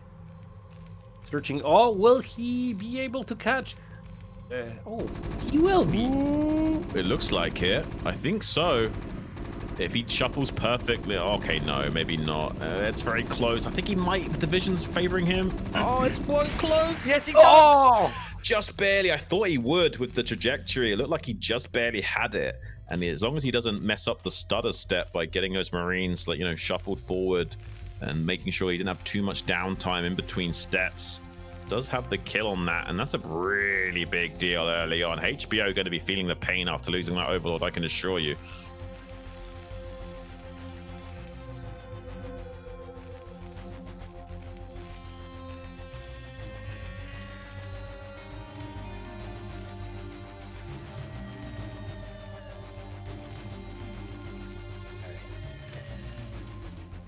That was a huge grab by Tarson. Amazing. That's his experience. It is. I mean, we could have seen a much safer Overlord path from HBO here. It does show a little bit of lack of experience. You have to be a little bit careful with how you send your Overlord out onto the map, especially on maps like this. Sometimes you go much more southward, all the way to the 6 o'clock location before shuffling it over to that natural spot. And unfortunately did get caught with his pants down there. We'll soon see that there's a vulture going to be coming its way out onto the map. Does have that safety sunken though behind this, so this won't get too much done. But already the damage is done with losing that Overlord. Makes everything so much slower for Zerg, being stuck at 18-18, where you can't drone up as much as you would be able to usually. With that vulture out on the map, there's no way of drone transferring to this third as well, so Tarson going to be pretty optimized relative to the Zerg.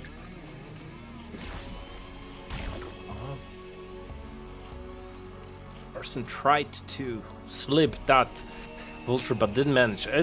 This is a really interesting opening by HBO because we see a third hatch in the main and yet another expansion and the Spire coming in. So I think he understands that this is a tech opening that gives him some breathing spot at this point in the game. Yeah. I'm curious to see how HBO adjusts to this. He might not even do anything fancy. He might just play from slightly behind like you were against the CC first or something.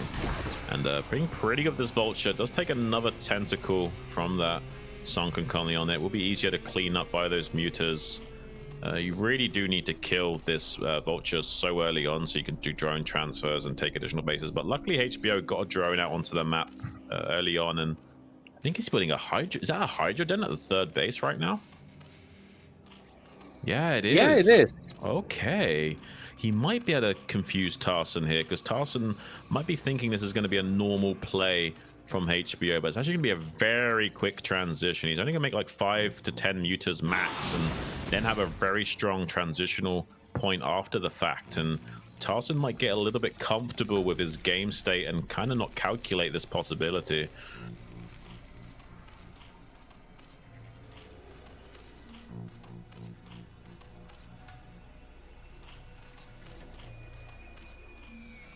Okay.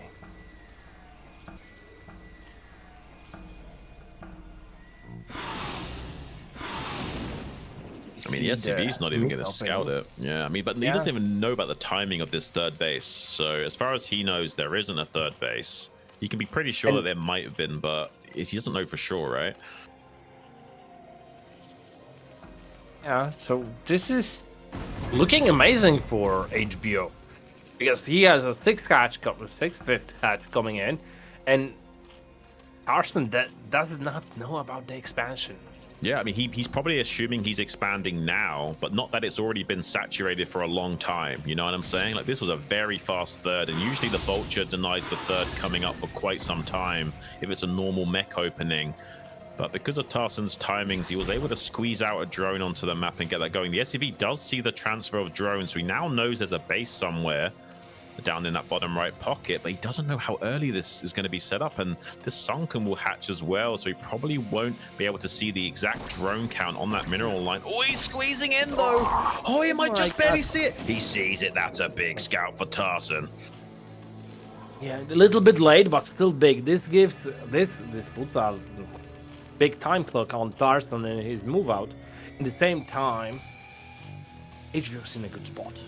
We need to say it straightforwardly. Yeah, it looks really nice for HBO. It is still a pretty good spot for HBO. It's just that Tarson won't be completely blindsided by this game state. We'll have some better idea of what he needs to do in terms of when he moves out with his army. Like, he knows there's not that many units yet from HBO. He knows he was a little bit greedier than usual, so he could be a bit more aggressive with his initial Goliaths now and come out onto the map. There is a borrowed Zergling there, spotting this potential move out and already making queens. Wow. I mean, you don't usually see this from the Zerg unless you know it's going to be like a tech mech style where they're making lots of tanks. So maybe Tarson can still overwhelm him with pure Goliath, but if he does try and transition into a more normal tech mech style and gets a lot of tanks, eventually the energy will come online for those queens. It takes 2 minutes from the time that they hatch to have enough energy to start blanketing broodlings on units. With the amount of Goliaths he's got, though, as long as he can kill those queens before they connect, the broodling spell doesn't actually count.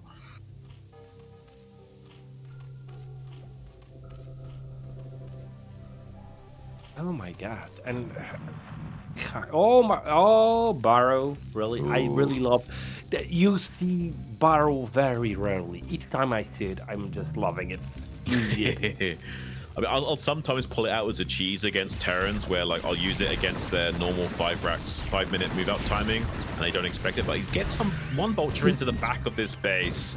Maybe he gets 2 drones here max. Okay, not even that, just 1 drone. Yeah, not really finding the damage that he would like here, and we've got 8 queens that are pulling energy right now. So that's a potential of killing 8 tanks that Tarson will be able to produce this game. So far, he's making non-stop Goliaths, though, so you might not get maximum value out of the timing of those queens, and there might still be a window for Tarson to punish this. He's going to scout the 4th base timing with these vultures, which will help him out. Actually, he doesn't. I don't think he actually saw the hatchery. I think he started running away too soon.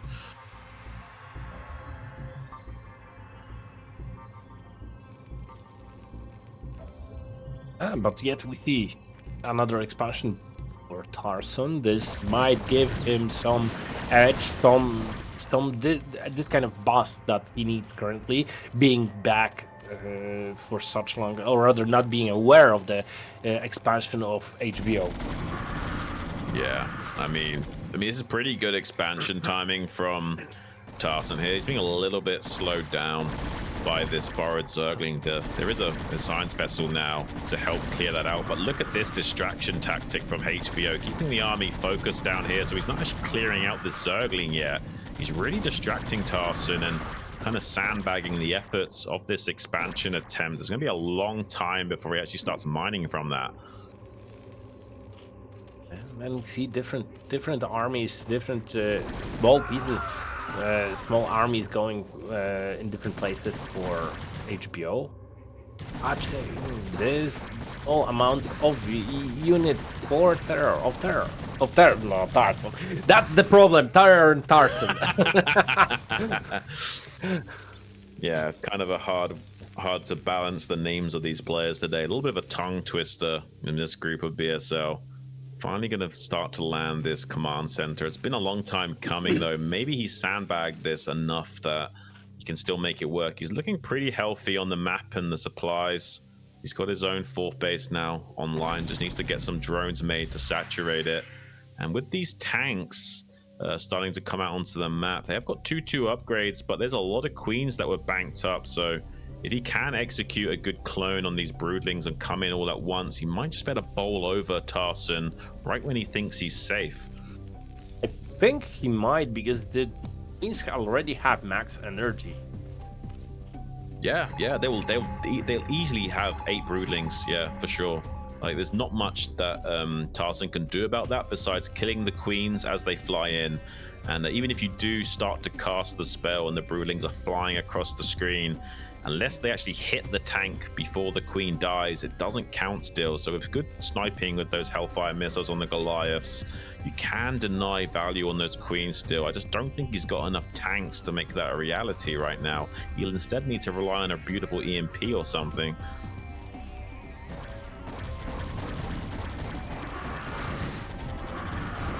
Oh, here comes the force of HBO from the north, cutting off the lane to the 3rd base as well.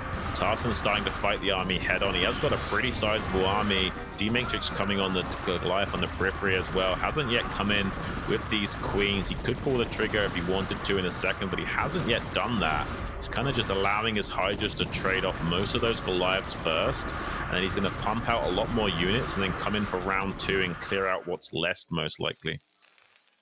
I'm surprised that he didn't utilize those queens. Right. Because that, if he would properly utilize it, and I'm saying not only Broodling, right, but it could be the game ending right here, or rather being the beginning of the end. Yeah, you're not wrong necessarily. It's kind of crazy. I thought he was going to pull the trigger on at least connecting with some of those broodlings, you know, just 1 or 2 broodlings to pick off the last 2 tanks that were there or something. It's like he wants to completely hide those queens for as long as possible, though, and make Tarson not even calculate it. He's got some Mutalisks out on the map as well to help buffer with those Hydras. He's flying in. He can use those Mutas to scout right now and, you know, find targets for his queens to actually lock onto those tanks. He's doing a run by in the natural rally point, trying to pick off 2 of these tanks for free. It's kind of like in versus Protoss, where you're picking off High Templars when the Terran player is not paying attention, or Protoss player is not paying attention. Doesn't get the 2nd tank though.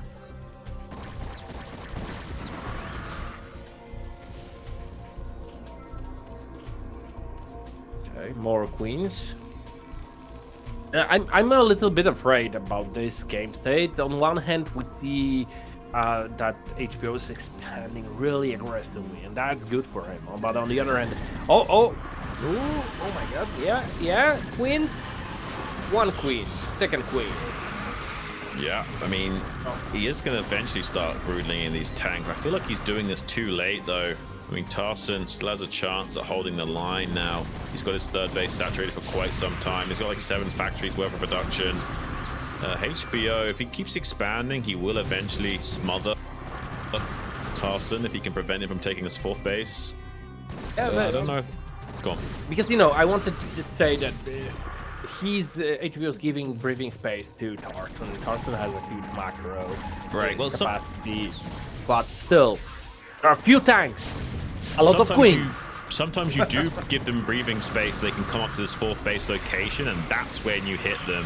Again, similar to versus Protoss, where you can let them take 3 bases and transition into Hive, but you can also force fights when they try and take that 4th base, and that's kind of what we're seeing here from HBO. He doesn't want to attack too deep into the entrenched Terran lines where the geometry of the map is slightly more advantaged for the Terran. Instead wants to pull the Terran player out of the position. Will we can he get the invest? Just a little more damage. Repair from Tarson avoids this. Oh my that was God. so close. That would be so amazing. Just a little bit more of a tickle from those acid spines, and he would have had that. Literally was like 5% HP, less than that, like 2 or 3% HP from being invested. You know, another wave of Hydra is coming in, no tanks. That's still a possibility. Oh, he could still get it. If he gets it, that's going to be insane. Please give us an invested command center in your debut on BSL. We've got 2 tanks on the south that are going to be brood-linked. He could now fight these Goliaths head on and potentially get enough damage onto this CC. It looks like the Goliaths just barely cleaning out these Hydras, though. It's going to be difficult for him to get that infested command center. Oh, he's losing the queens. That's pretty painful. Needs to be careful not to throw away this game. He's got so many bases behind this. This is a 6-base Zerg versus a 4-base Terran. He can still make this work. He's ahead on supply currently. If he can keep full steam ahead with his macro cycles and not get stressed out because he's almost in a winning position, keep his composure and not let the nerves unsettle him. He can go all the way here and punish Tarson. It looks like that might be coming to fruition here. There's not much holding the line.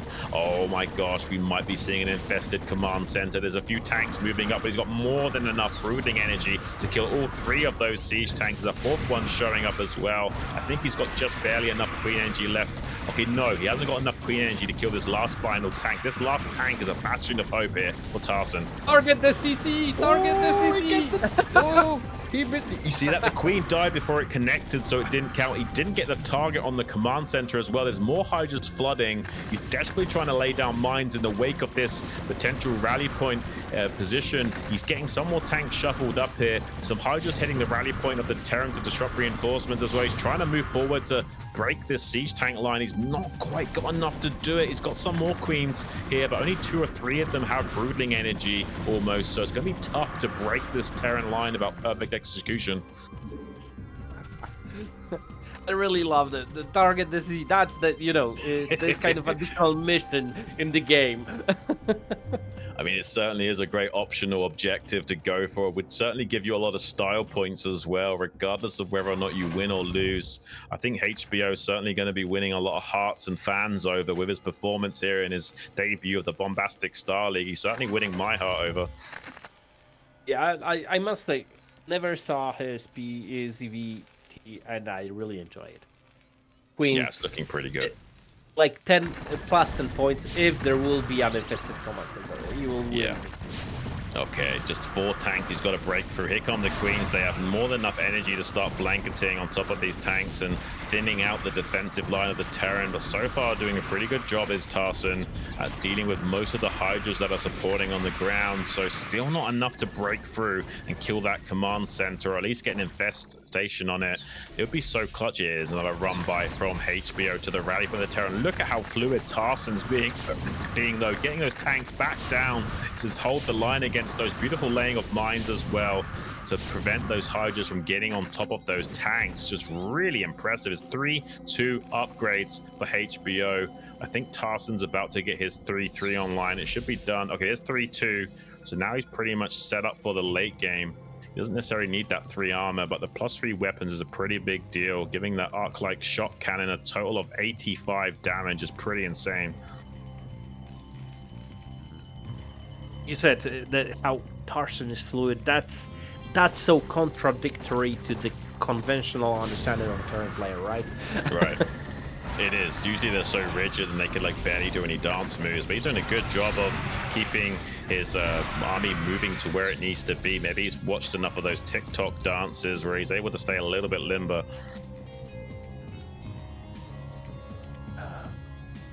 I still got my hopes up. I believe in HBO. I mean, I think he's getting on top of these tanks right now. Those are some beautiful mines, but don't find the connections they need to obliterate these Hydras. And now Tarson's in a little bit of trouble. It's going to be hard for him to stabilize. He does just And tap we have out. a GG.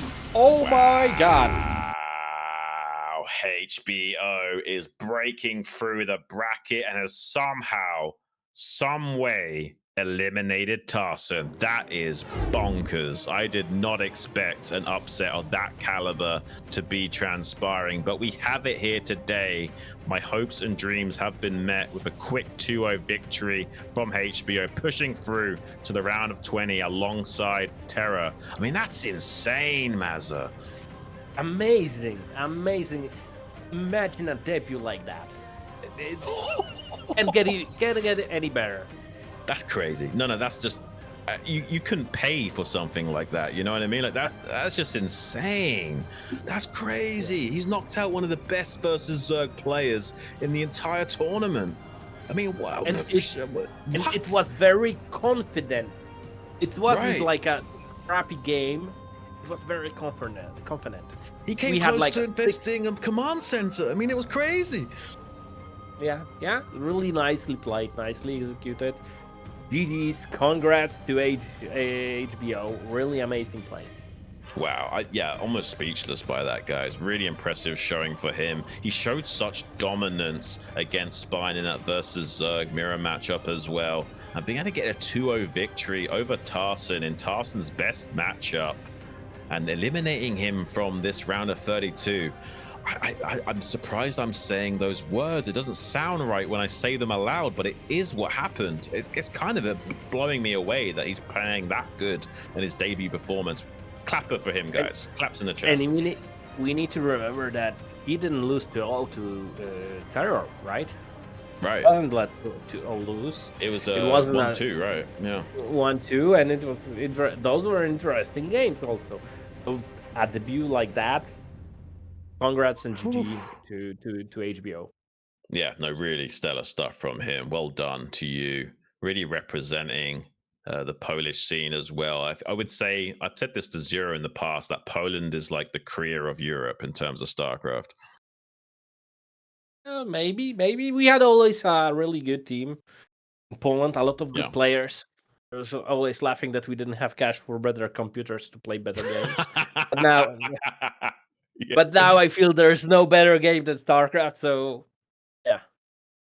I think you realize that was like a silver lining, though. That was like the universe's way of telling you you're in the right place. You don't need to move. Exactly. There's no need for any change. Just play the game.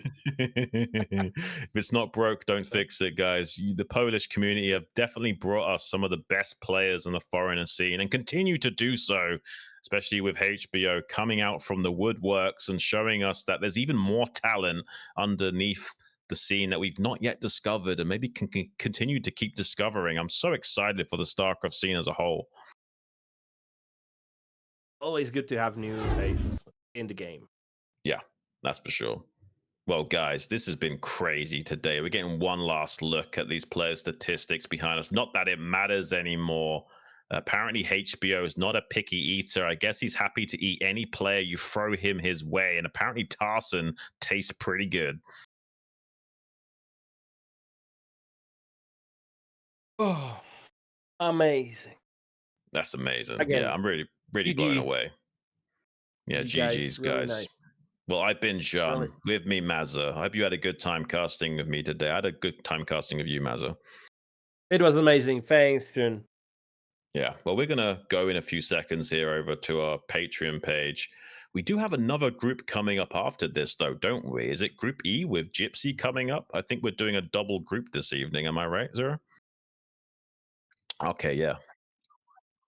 All right, guys. So I don't know if Zero still wants to go to the Patreon page or just leave that to the end of the next group, but we are going to. Okay. Okay, so guys, we're not going to be going to the Patreon page as usual now because we've got Group E coming up in just a few moments, and there's some crazy good players in there. You got Medinho, Dexter, Gypsy, and Dark. That's going to be a nuts group. So stay tuned. If you need to, quickly run to the bathroom or stuff your face with your dinner as fast as you can, and or if you need to at the computer while you're watching at your own viewing pleasure. Depends on if you need to eat at the dinner table with your family or not. But don't go anywhere because there's another Group E of this crazy good Bombastic StarLeague 20 coming up in just a few moments. And thanks so much for having us, Zero. It's been fun, Mazza. It's been fun. Thanks, Shun. Thanks, Zero. Cast. Yeah. Thanks so much, guys. If you do want to watch my ASL live cast, it's on superlive.com/SCTVEN. We do cover those live as well as being uploaded to YouTube. So come check that out. It's been a real treat, and I'll hopefully see you guys again really real soon. Thanks, guys.